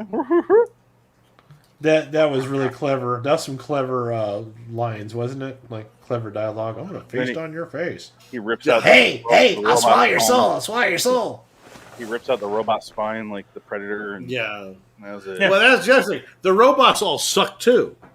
They're so not scary. And they're not, like, all their dialogue is shit. They're not. They should be funny and entertaining and weird, but they're just robots boring. Look like if you were to order the characters from Showbiz Pizza off of Wish. Okay, that's what you get. You get Showbiz Pizza characters from Wish. Yeah, but that could have been creepy. Just look at The Shining. That guy's in a furry costume. It's the scariest fucking thing you've ever seen. A guy blowing another guy in a furry outfit. That's my problem. Scariest thing. I did that. I recently did a video review for Brahms the Boy 2, and I get so mad at these new movies because they put a doll in a movie and they make these dolls look legitimately creepy, and I'm like, why do you do that? I'm like, it's more scary if you take something plain and simple that looks harmless and make that terrifying. It worked for Child's Play. Yeah. That was made back in the 80s, you know, and the real Annabelle was actually a Raggedy Ann. So Exorcist. You take innocence and you turn that. Yeah. Yes. I want to suck your cock in hell. Yes, sir. It's scary because it's an 11-year-old girl saying it. Yeah. You make know? something simple look terrifying. Yeah. A talented director could make these things happen, but no, they just got to make them creepy and they just Poltergeist. All right, roll it. Start. Yeah, I mean, film shit, it. yeah. There's another line in this movie that almost got a chuckle out of me when the cowboy car salesman locks him in the thing, and then he's talking to his friend. He's like, "Let's go. I can't bear to hear a man scream," something like that. Yeah, grown man scream. Yeah, Yeah. that was it. But then they come back at the end. The Texan and the car repairman. Who? How can the car repairman drive that Camaro over there? Don't ask me how he fit in that car. I don't know. He's a big guy. Camaros are not big; they're very small, especially one like that. He changed Yeah. the seat. And then It's hard, even with the seat all the way back. It's Tore the seat out. Yeah. It sucks. It's not fun. But shit. And that was another thing. The thing with the lighter, I thought that was going to be a setup too. Like he's trying to light that fucking cigar. He throws fucking piece of shit into work. I'm like, I know what's going to happen. That girl's going to find that lighter at the end and go blow up Willy's. You thought, Never yeah. happened. Never Well, happened. no. There I go trying to fill in the blanks with my bored brain. It is set up because you're wrong. The other girl gets it and lights it on fire for no reason. The doll, the doll woman. Shoulder there, Adam. Oh, that's right. That's right. She's the one that lights it and says, "Welcome to Willy's Wonderland." Blows up. See, I'm so bored. I've already forgotten parts of this movie. It's fading quickly. Why right? would if that guy was a psycho killer that wanted to live forever in a doll, and now it's all of a sudden suicidal, it wants to kill itself and it's done, so it blows up the two guys, takes them with him? Like, I don't get it. Just stupid. And it's a bad CGI something else, explosion man? too. Child's Play had Brad Dourif. Well, that's why. Brad Dourif makes everything better. Yep. Brad Dourif's daughter, jury's still out. She's good in the stand so far. She was the best part of the stand, I can tell you that. The Brad Dourif's daughter. Exorcist Part 3. Literally the best Exorcist movie. Check it out. He should have Highly won an recommend Oscar. it. He should have won an Oscar. If He's fucking Oscars great cared in about that. acting, he would have won an Oscar for that movie. Take George C. Scott and Brad Dourif and put them in a movie and just watch the magic. It's fucking amazing. I believe in bile. I believe in death. Now, there you go. There's a guy whose career was on the down, and George C. Scott reinvented himself through horror movies in the 80s that kind of happened to be famous. Exorcist Part 3, the Changeling, which is fucking terrifying. Change is a good one. I didn't buy. That's another one I got to buy. My wife's got a carp in the bathtub. I want that on. I have it on DVD. I want it on Blu-ray. Which one? Changeling. Changeling. Yeah, I wonder if Shout did or Arrow did a version of it. They did. It's not Arrow. I think Shout Factory. Shout Factory. Yeah. Shout Factory. Yeah, I think I picked that one up. Yeah, they got a really cool poster with just the wheelchair on the front of it with the cobwebs on it. Yeah, it's amazing. But yeah, you gotta watch Exorcist 3 when Brad Dourif the Scorpion, or what's his name, the Gemini killer throws him against the wall and he goes, "Yeah, I believe in death. I believe in bile. I believe in hate." All right, check it out. This movie has 3 wasted opportunities. Okay, it fails as a comedy. It fails as an action movie, and it fails as a horror movie. Yes. It fails as a grindhouse. Well, I don't even know what it is. Like, honestly, what was the intention? Because it doesn't work, like you said, on any of those levels. What's the point? I feel like this is every Nick Cage movie we review, Adam. Yeah. I mean, we've done several together now, and it's always, who is this for? Other than Nick Cage's bank account. Who is this for? I think you answered your own question. One, though, we're really reaching for stuff to laugh at, because like the one with Ron Perlman in it, like there was some legitimately funny things that we laughed about. This one here is mostly boring and basic. It's so basic. It's punishing. I'm going to give it a 2 out of 10, only because it's a short movie. It's less than 90 minutes and it has Nick Cage in it. That's enough. That's all I can give it credit for. So, I think this is a better movie than Season of the Witch, just not as entertaining as Season of the Witch. You have more to laugh at in that movie. Yeah. 2. That's harsh. I give it a 5. Yeah, it has some stuff in there I enjoyed, just overall. Just. What did you enjoy? I'm curious as to what you enjoyed. I like the premise of it. I like the Five Nights at Freddy's. I don't give a shit about that video game. Fuck do I care? That's what this is. Great. That's what this is. Do I care? Yeah, what was the real? Wasn't it because they couldn't get the rights? Is that why? I read something about it. I already forgot. I don't. Yeah, because I think somebody owns the rights, and they haven't done it because all these movies have come out and have all failed.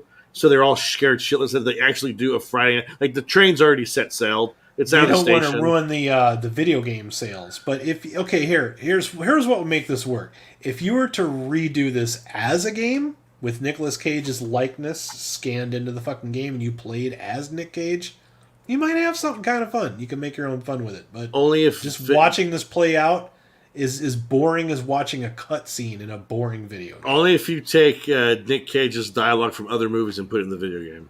But that's just it. There's no fucking dialogue. So. Well, no, that's what I'm saying. You have to force it in there. Like you have a scene where Nick Cage is walking down the hallway, and he starts going A B C D E F G H I. I'm a vampire. I'm a vampire. Like I'm a vampire. Shit randomly in there to make it work. I keep seeing like on IMDb, it's like this is Cage's 9th horror movie. After this, and I'm like, and one of them was Vampire's Kiss. I'm like, that's not a horror movie. No, it is. This isn't really a horror movie either, though, dude. I guess it's got a horror movie aspect. Do they put Knowing as a horror movie? What is? Did they list Knowing as a horror movie? No, it's more sci-fi. Yeah, and but then 2 of them on the list, I was like, those are not horror movies. Chase the Ghost. Ghost Rider's not a horror movie? Pay the Ghost was on there. Pay the Ghost, yeah. No, I've seen that. I've seen Pay the Ghost. It was, oh yeah, I reviewed that early on. I gotta pay the ghost. This is Nick Cage's 9th horror movie after Vampire's Kiss, not a horror movie. Wicker Man, Season of the Witch, Drive Angry, Pay the Ghost, Mom and Dad. That was the other one. Like, that's not a horror movie. Mandy and Color Out of Space. Yeah. I don't really think Mandy's a horror movie either. Yeah, that's more of a grindhouse movie, but there's not really any horror elements in it. I mean, everything's been explained other than the biker most of the gang movie is shot through a bad acid trip. You know, the biker gang is basically Cenobites. Pretty much, but even those are explained. Those guys Yeah. were freaked out on acid years ago, and Nick Cage did a bunch of acid, so he sees these guys all like acid fucked up and shit. So and Mandy is a good example of what you should compare this to, because look at the poster behind Adam there. They're going for that extreme neon lighting. They're going for that. They're going for the grindhouse thing. Only difference is Mandy succeeds in every area that this did not, because you got this bright lighting. Every room kind of looks different. Yep. Hold that thought. They got that stupid strobe light shit in some of the scenes where they kill off the kids with strobe light because they don't want to show off the bad effects. So it's. I don't know if this is going to show or not, but yeah, you see the colors here that they're going for? Very similar, right? They almost fucking line up, don't they? Yeah. Less cheating. Yeah, they do that all the time. Except this has some fucking really terrifying elements in it. That Not also just looks because like of Nicolas Cage. That looks like the cover of Raising Cain too. Yeah. The John Lithgow movie. Which also got a shout release or arrow release. Oh, really? Yeah, well, I guess that movie, the thing that pissed everybody off was in the original version is backwards. Because they said, the audience, like people who liked the movie, said the first story makes more sense if it's told first because he did it out of order. So I guess in the arrow release, it's done that version. It's done that way. They flipped it for the fans. And I guess they say it's a better movie when they do that.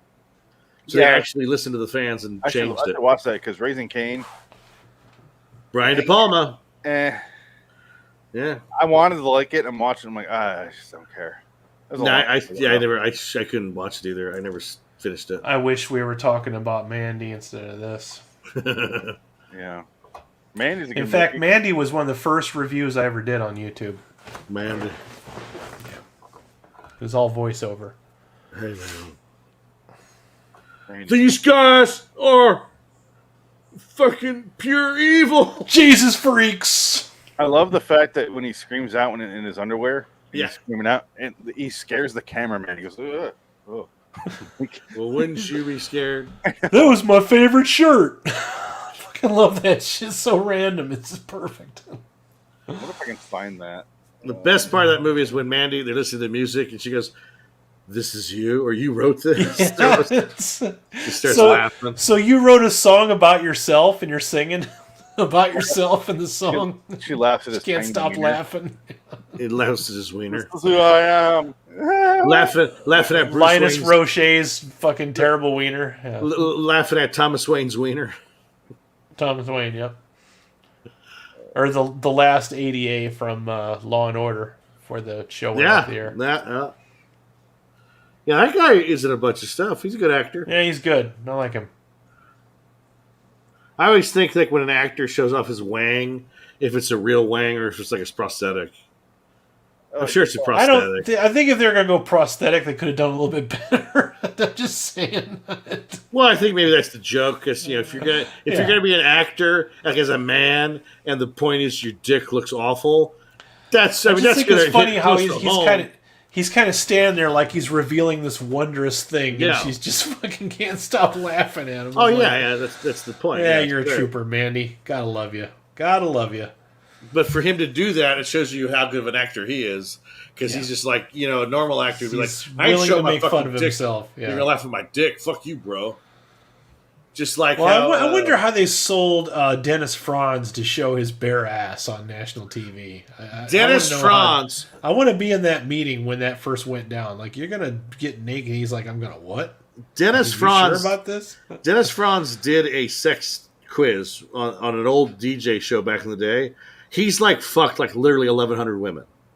Like Dennis Franz fucks. So Dennis Franz don't give a fuck about nudity. Wait, so did they mistake him for Steven Stills or something? Or how the fuck did he don't kill ask 1,100 women? Hey, did he just lie and say he was different people? Could have been a handsome man in the 80s and 70s. I don't know, and maybe he was. I'm gonna take your word for it. All right, the cameraman. Now here's a performance. See, look, they're even trying to copy the T-shirt a little bit. I wonder if that's real vodka. Yes. Like they did not know what he was going to do. He peed a little. Probably. I'll do that on purpose. All right. Listen, P. Dick, what do you give this movie out of 10? I get a 5 because it's fine. I've seen worse. Yeah. I've seen better. I've seen way worse. I just feel like a couple more drafts in the script and a competent director, this movie could have been awesome. It could have been like Mandy. Something. Dick, you used to be on. Well, you're still on it. I mean, we just haven't done one for a while. But our bad movie watch and review. What's my number one rule? The worst thing. It's like we go into a movie knowing it's bad. The worst thing a bad movie can do is bore me. Yeah, well, this is a boring fucking movie. It's boring as shit. I wasn't really bored. I will say that. I wasn't bored. I watched it. I literally watched it an hour before we came on the air because I was watching it. I had no time. Watched it when I was eating Wiener Schnitzel and for my dinner, and that's what I watched. And I was like, okay, whatever, this is fine. Because we've seen some truly awful shit, but if it's entertainingly bad, then we give it a higher score. But this is not entertainingly bad. It's a long series of missed opportunities that just didn't even try. Yeah. Well, I was fine with just Nick Cage beating the shit out of things. I was like, okay, that's what this movie is. We don't even hardly get to see it. It's this fucking kind of action. Yeah. Batman Begins, Christopher Nolan, Braveheart shit. Calm the fuck down. No, the fucking Bourne Identity shit. More Bourne. Because Braveheart, what he did was he did the George Miller. George Miller takes frames out, and when you take frames out of a moment, it makes it more violent because it's more of a jaunty angle or jaunty image. So that's what Mel Gibson said in the commentary. He goes, I would take the fight scenes and you drop frames, and it makes it more brutal. And he said that was George Miller taught me that. Oh. And it works for Braveheart because it's pretty brutal, some of that shit. And then if you're Zack Snyder, you slow-mo everything. Well, you got to every fucking thing. It works for one movie. Yes. Zach.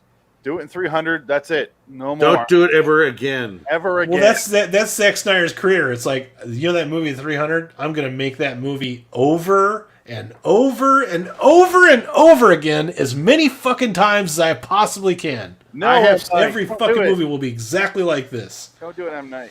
I have seen Zack Snyder twice in real life talk about movies. He went to Comic-Con for Watchmen and for Sucker Punch.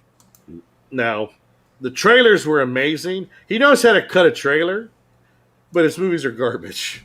And you watch the trailers are great because he picks the right song and it flows with the images. I like two of his movies, Dick. I like his version of Dawn of the Dead is good. Yeah. Okay, it's not as good as the original. It's good. Yeah, it's a fun movie. I like the fact that it tried to be different. It's Yeah. fun. Okay, and 300. That's it. That 300 is fine. 300 and Watchmen. I do like the Watchmen. Yeah. That's a good movie. Three But that's Watchmen, it. After yeah. the Watchmen, I can't stand anything else. I love Sucker Punch No, don't say that. because Don't say that. sometimes you got to have a sex trade for teenage girls. You just have to. Oh, I was hoping yeah, you were yeah, going to you're right say. there, but- I was hoping you were going to say I love Sucker Punch because we get to see what's his name do a fucking Roxy music song. Oscar Isaac. Oscar Isaac. Oscar Isaac doing "Love Is a Drug" by Brian Ferry, Roxy Music. That's the best part of the movie. After that, you can turn it off. I haven't watched that in so long. I forgot about I that. prefer his dancing in Ex Machina. Yeah, it's Yeah. Oh God, there's a fucking great movie. Holy great. shit. That's a good movie. You Love watch that fucking movie. robots and fucking with people. Ooh. Watch Ex Machina. Ex Machina. Watch that one. Bigger, Ex Machina is proof that good movies can still be made. You just have to look for them. You got to really look. There was no And they're not. advertising behind They that. will never. The Academy will never look at movies like that, and you're like, oh. Well, this did is you bad. like Annihilation though? Never saw it. Yes, most It was of okay. it. It was okay. It yeah. had some faults with it, but Well, you know why? It's the fucking Natalie Portman syndrome. She kind of ruins every movie. she ruins everything. She's not very good, and she kind of takes you out of the movie. Yeah. Because I can't believe a little girl like that could hold an M16. It's like no fucking way. Scarlett Johansson, maybe because she's a little bit heavier. That one's got Adam. If you haven't seen that, you said right. You haven't seen Annihilation. Watch Annihilation. No, See that no, one's I got haven't seen some, Annihilation. kind of body horror stuff. It kind of Yeah. like Color Out of Space. I've heard of it. It looks interesting good. enough to check out. I think the last thing I saw with Natalie Portman in it was Black Swan. I was so fucking wasted when I watched that movie. I don't remember most of it. And Oscar Isaac is in Annihilation too. Yeah. That's why I bring it up. Okay, I just remember Alex Garland. that fucking what's her name with the lisp showed up in it. I wasn't expecting that. Like she was actually in it. I'm like, oh, she was actually kind of good in that too. In what? But, Black Swan. Oh, I didn't like the movie, but it's not Mila all right Kunis? for what it was. No, not Mila Kunis. Well, yeah, she was in it too. Winona Ryder. Winona Ryder. There you go. I don't know why I Ah. couldn't remember her name. I just always call her Miss Lisp because You guys she ever see had Lost that Soul? problem. The documentary. no, or Lost Souls. Sorry, completely different. No, it's like it's her and that one guy, British actor. Oh, Ben Chaplin. Yeah, Ben Chaplin. It's about the devil. It really is Ben Okay. Chaplin. You're right. Yeah, you know it is. Yeah. It's not a good movie, but it has some surprises in it. I think I saw it. I just forget. I think I rented it, and I never. Yeah, I think I did see it. I just don't remember it at all. I remember I got But that's the screener of it back. that's in the the day. thing though. Is Yeah. not all movies have to be good to be entertaining. Oh, sometimes sure, yeah. There's some surprises. Definitely. It just this one had no surprises to speak of. There was nothing for me to hang on to, for me to give it anything higher than what I gave it. I was so like mentally checked out through this whole thing. What about Well, that ending where the cops show up with the tow truck guy, and he gives him the car? He's like, "No, it's always great to add something to the collection." And then Nick Cage walks out and takes his keys, and they leave. And he goes to open up one of his punch caffeine drinks, and he goes, and that's his character arc. He gives the girl a caffeine drink. And she jumps in his car. Yeah, that's kind of weird. What the fuck? That was kind of weird. That's like that's not okay.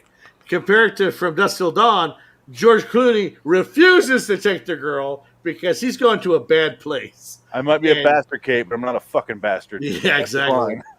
Do you know where that is? Where I'm going? Do you know what that is? It's like Nick Cage.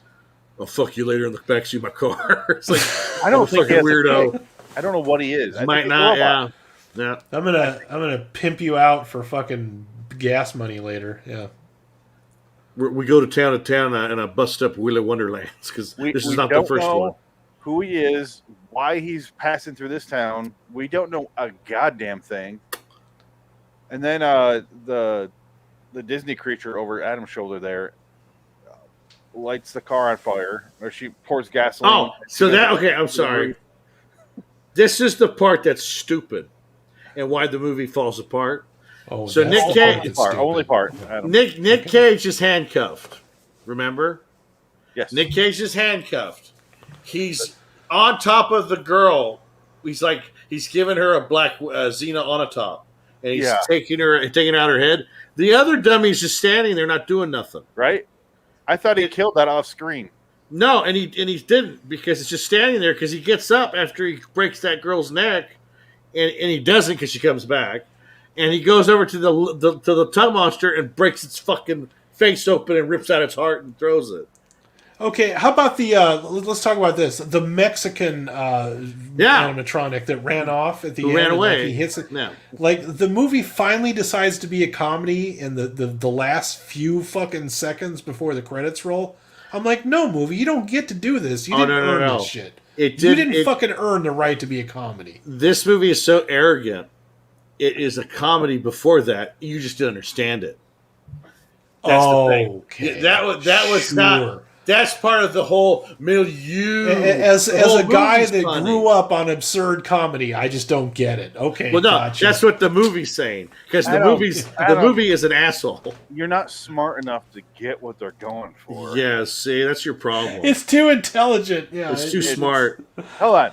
No, Showgirls is an intelligent comedy, not this fucking bullshit. All right. Again, Showgirls is better. It's made by a real filmmaker. It's made by a real filmmaker who knew what the fuck he was doing. Yeah, exactly. But then the Disney creature lights the car on fire and blows herself up in the process. Yes. Why was one of them Spartan? Why are they so random in this place? That one wasn't even an animal. It was just a Spartan. Those are the furry costumes that were available for that whole day of shooting. Phoenix. They shot it like a Star Trek episode? Those were the costumes that they ordered from Wish, and they had to make this movie work with them. It makes no sense. There's no. One's an alligator. But again, better film directors can take nothing and make something out of it. Scream is a perfect example. They took the most generic fucking costume you could possibly think of and made it scary. They made Halloween. Yeah. Halloween. Captain Kirk mask. You know? Star Trek, yeah. Is Out of Space on the drive? Or Color of Space on the drive? Yeah, I believe so. Okay. Yeah.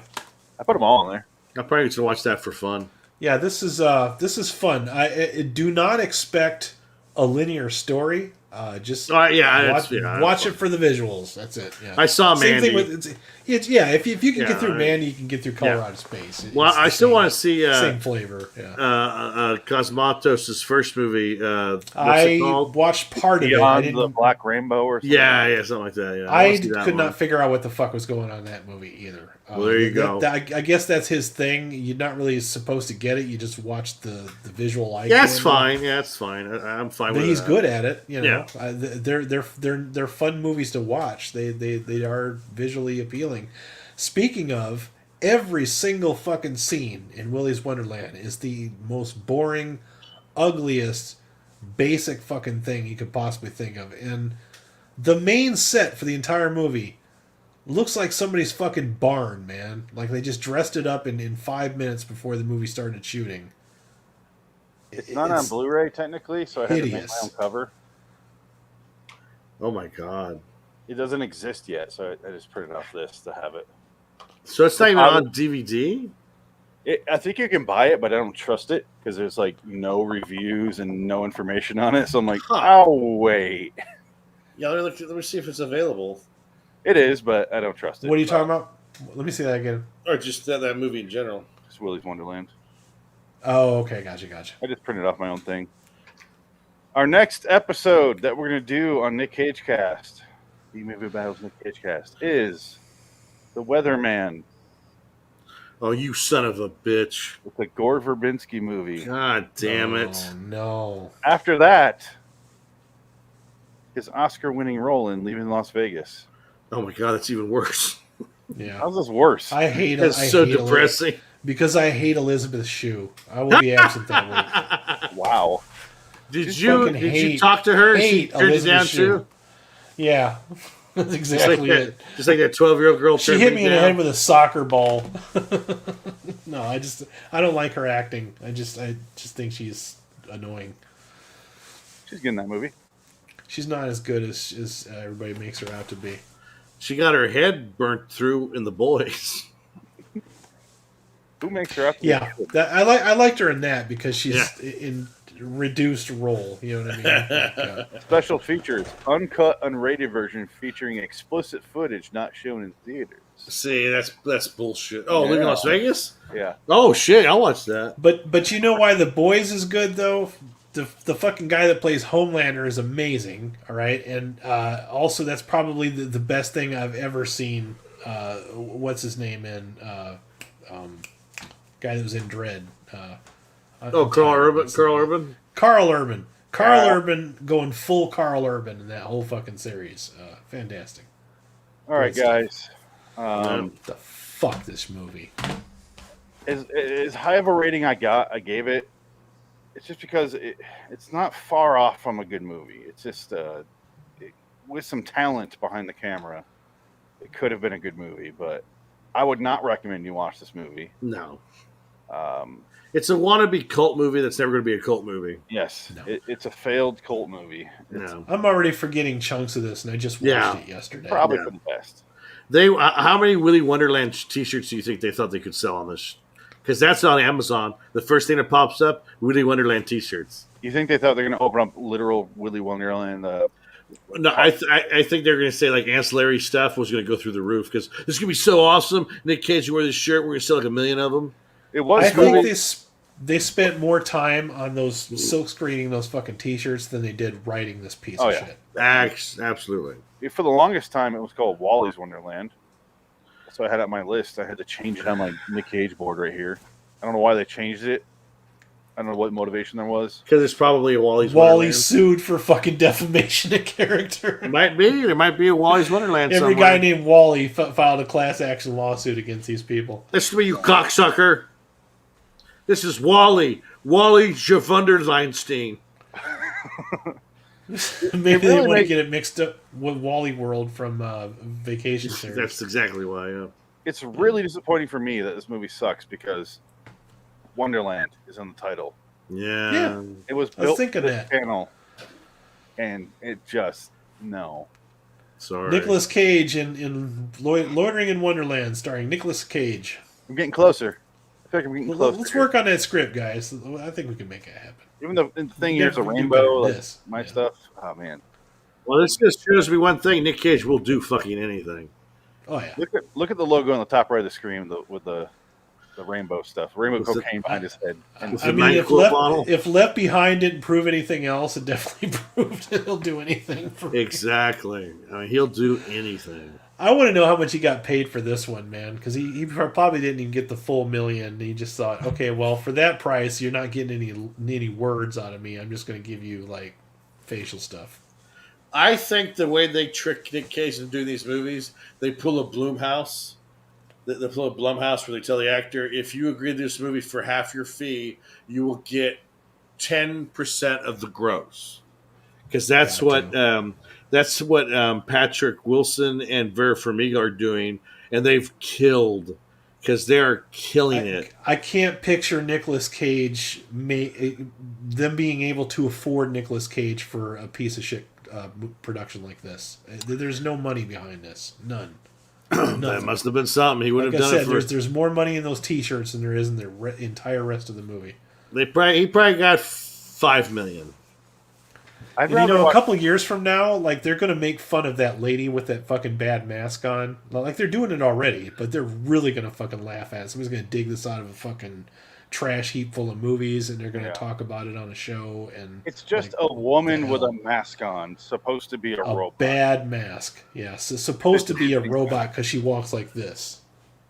You see And, her. and they put the robot noises in there when she walks to emphasize it. I'm like, and the whole time they're doing it, I'm just thinking, no, not working. RoboCop. Okay.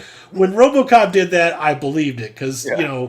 Peter Weller like studied miming so he learned how to walk like a robot, and then he had to put that terrible, awful costume on and work with it, and he earned that shit. So the movie was a $5 million budget. All of it went to Nick Cage. Nick Cage's net worth is $25 million.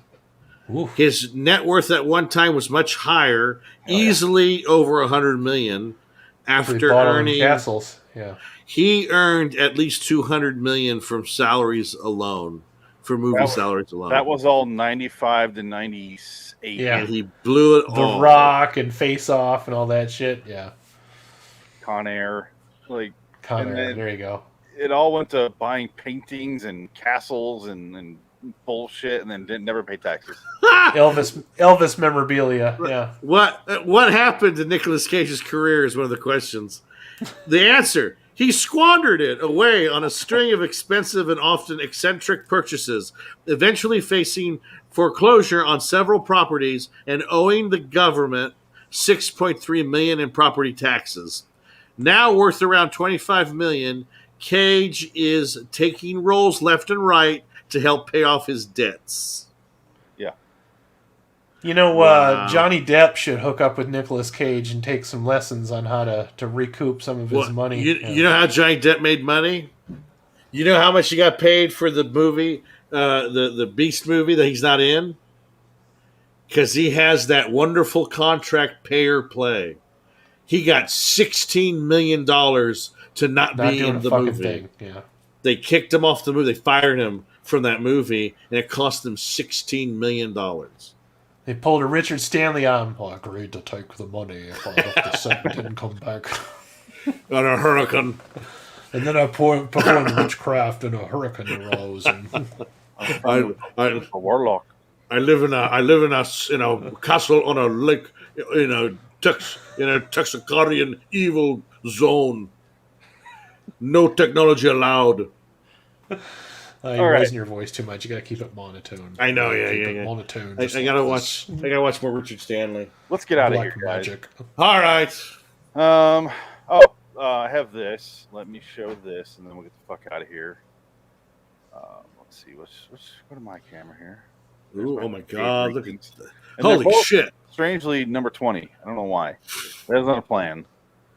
Wow, your top 10. Wow, you really have some hatred for Con Air. I hate Con Air. I do too. I do. Wow, yeah, Con Air. Wow. No, I would still put a little higher than some of these other ones. Yeah. No, Con Air right here. The Trust is high. What's the Trust? Trust is good. Which one's that? Him and Elijah Wood. Really? That's a new movie. Yeah. What the fuck is Mom and Dad? It's a new movie as well. I mean, you know, these are a lot of new movies here. Nicolas Cage does have lines in Con Air. He has no lines in this. I don't know if I can put that higher than Con Air. I hate him in Con Air so fucking much. You don't have Peggy Sue Got Married on that list? I haven't watched it on the show yet. Oh, okay. And you don't have Moonstruck on that list? I haven't done it in the show. It's movies I've done in the show. This is episode 28, therefore there's 28 in the list. I understand. Peggy Sue Got Married is not a bad movie. I don't know if I can judge Nicolas Cage on it. He's barely in it. Yeah. No, but his performance is bold. He's like, put that list up again. Was Valley Girl on there? Is that on the list? I haven't done it yet. No. Okay, gotcha. Yeah, here's a few things on there that's not on the list yet. There you go. There's your list. Guarding Tess. Wow. So on the left is quality movie, on the right is quality of Cage. That's one of my mom and dad's top 10 movies is Guarding Tess. I do agree with Season of the Witch, though. He's phoning it in on that one. Pretty bad. No, you haven't done Knowing? No. Wow. Why are you just looking at movies that are not on the list? Because that's how I look at lists. What's not on them for the most part. So yeah, it's called He's Busting Your Balls. Yeah. Because I thought you did every Nick Cage movie. I guess you haven't. Okay, I get it. No, I watched them all. Why not? You have them all. All right, so this what we're doing right now is part of the process. Yeah. Yes. This stack right here is what I've yet to do.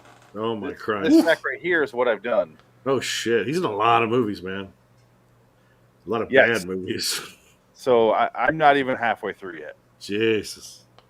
And I got this board right here. That's all his Whew. movies on the list. You can't see it because it's TV, but Now, because he sometimes cameos in movies, and like Kick-Ass and all that, because Kick-Ass would be top 10 for me. He doesn't cameo in Kick-Ass. That's what I'm saying. He co-stars in He's it. a pretty major character in it. Yeah, I would say Kick-Ass. And I have a He's list actually trying on the bingo hopper. I have one of the things is like 6 movies, and it's all cameos in like Grindhouse and stuff like that. Yeah, Grindhouse and Fast Times at Ridgemont High. Yeah, that's on there. Yeah. I also seriously though. Oh, sorry. I was gonna say like Rumblefish. He's barely in that. Yeah. And I don't want to watch that movie again. I can't do that. It's so boring. How fucked up is your life when you can say you're worth only 25 right million? Jesus. Well, after the fact that you were worth north of 200 million, you spent money like a fucking fiend. Especially 200 million in 90s time. Like the fucking, it was not, 200 million was worth more in the 90s than it is even now, man. Holy I'm sure getting married and divorced 5 times hasn't helped. That doesn't help. He just got married again a couple months ago. Yeah, that's what Robin Williams ruined him. He divorced and married the 3 points of his career. The first part was when he got really famous in the 90s, divorced. Then he got divorced again when he was getting muddling fame again, and then he got divorced, I think, 3 times altogether in the phases of his career where it hurt him the most financially. Yeah. And then he killed himself. Oh, it sounds like a joke, but that's serious. No. Good Morning so Vietnam. Wonderful fucking movie. I still have yet to see that movie. It's good. Love that movie. Good Morning Vietnam is a good movie, yeah. We're not love the fuck out of that movie. I don't support any Barry Levinson movie. Wow, that's saying something. He's done some good Sleepers. You don't like Sleepers? I'm kidding. Yeah. I won't watch Diner though. Yeah, Diners. I lived with a guy in Miami, and then the guy I lived with, and he moved out to LA. I moved in with him. His favorite movie was Diner. Oh my god. And his favorite band was the Beach Boys. Oh my god. I like the Beach Boys. I like them okay. Yeah. But Diner? Your favorite movie is Diner? That's strange. I can see that as like a top 30, maybe 50, if you're into that kind of movie, but that doesn't even register in my top 100. But he literally only had Beach Boy CDs and the movie Diner on VHS. That was all. I'm like, oh, that's oddly specific, and I can only own my favorites. Meanwhile, today I bought the box set of all 8 Saw movies for $15 at Walmart. On Blu-ray? Wow. All of them. So I guess Spiral isn't exactly lighting the world on fire. I take it. No, Spiral did okay. Is that out already? They tried to do the same formula now. It's like take a famous comedian and let them try to redo a franchise. It's like, well, it worked with Halloween, so let's just get somebody to do Saw and it'll work too. Hollywood is so stupid, man. They're dumb. They don't know shit. God, they look at everything through formulas. They just think if they get X, B, and C, magic will happen. Well, it's a case in point, perfect example of why Hollywood is stupid. Hollywood looks at things very much like the advertising prism. Horror. Who's the number one viewers of horror movies? What's the demographic that's the number one for horror movies? What would teenagers? Well, okay. What ethnic group? White. Nope. Hispanic. Hispanic Americans are the number one demographic for horror. They are the 50% that show up for the theater for these movies every time. Even they the bad ones. Yeah. They love them. They love horror movies. Well, and so based what on Hollywood the amount of people, it's white. Based on the percentage of how many of them, probably Hispanic. Yeah. Well, no, this is the numbers that Hollywood give. I'm just saying. No, but white people are better, is what I'm saying. Well, no, we'll talk about that later. During the meeting, I got it. Okay. During the meeting, we'll talk to Eichmann and Adolf later. Okay. No, but they said they were like, "Well, Hollywood." Did Duke ever get back to you? I ain't talking to him no more. Okay. Sorry, I didn't want to sure. He's getting too soft on them brownies. That's all I want to say. I don't want any walnuts in my brownies. If you know what I mean. You know what I mean? All right, I mean pecans in there. Those damn Polacks. All right, continue. Sorry. No, but they said Hollywood was like, we tried to cater to them and we made these horror movies that are directly Hispanic, like the marked ones, the Paranormal Activity. That's why there's a marked one, is specifically Hispanic family, and it ended up being the worst one to make money because the Hispanic they like horror movies. They don't like horror movies about them. They like horror movies. They don't want pandering. They just want horror in general. They just like the genre. You could do anything with it. That's what they like. Don't try to coddle to them and be that's like, the problem is Hollywood. They keep trying to assemble movies like they're trying to market hamburgers to people overseas. It's stupid. I mean, they don't have a fucking clue, man. They think the audience is stupid. They think people are so dumb, and that's the case. People kind of are dumb because how did all those Transformers movies make money? How? How in the fuck did those movies make money? That's a fucking for another show. It's a miracle. It's a miracle. Yeah. The Curse of La Llorona is all you need to know. Yeah, it's not good. It's fucking garbage. It's a bad movie. That's what everybody tells me. I never watched it. But again, all of those, and it's unwatchable. It's so a movie. The trailer made me jump, and I thought, well, that's probably the scariest spot in the whole movie, and that's pretty much what. La la la la la la la la.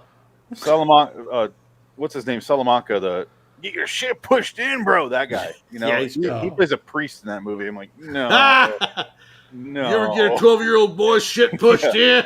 Get your shit pushed in, bro. Yeah. Training. I always get a little love from the homies. Quarter pounder with cheese. That's it. All right, let's get out of here. Yes. Until next time. In the meantime, I'm Phoenix West. Adam Wilcox. Dick it. So long, citizen. So long, Nick Cage. Hopefully fuck you, Nick Cage. We do better with you. Fuck you. I like Nick Cage in horror movies. Just make sure it's an actual horror movie and not something like Willy's Wonderland masquerading as a horror movie. Just no.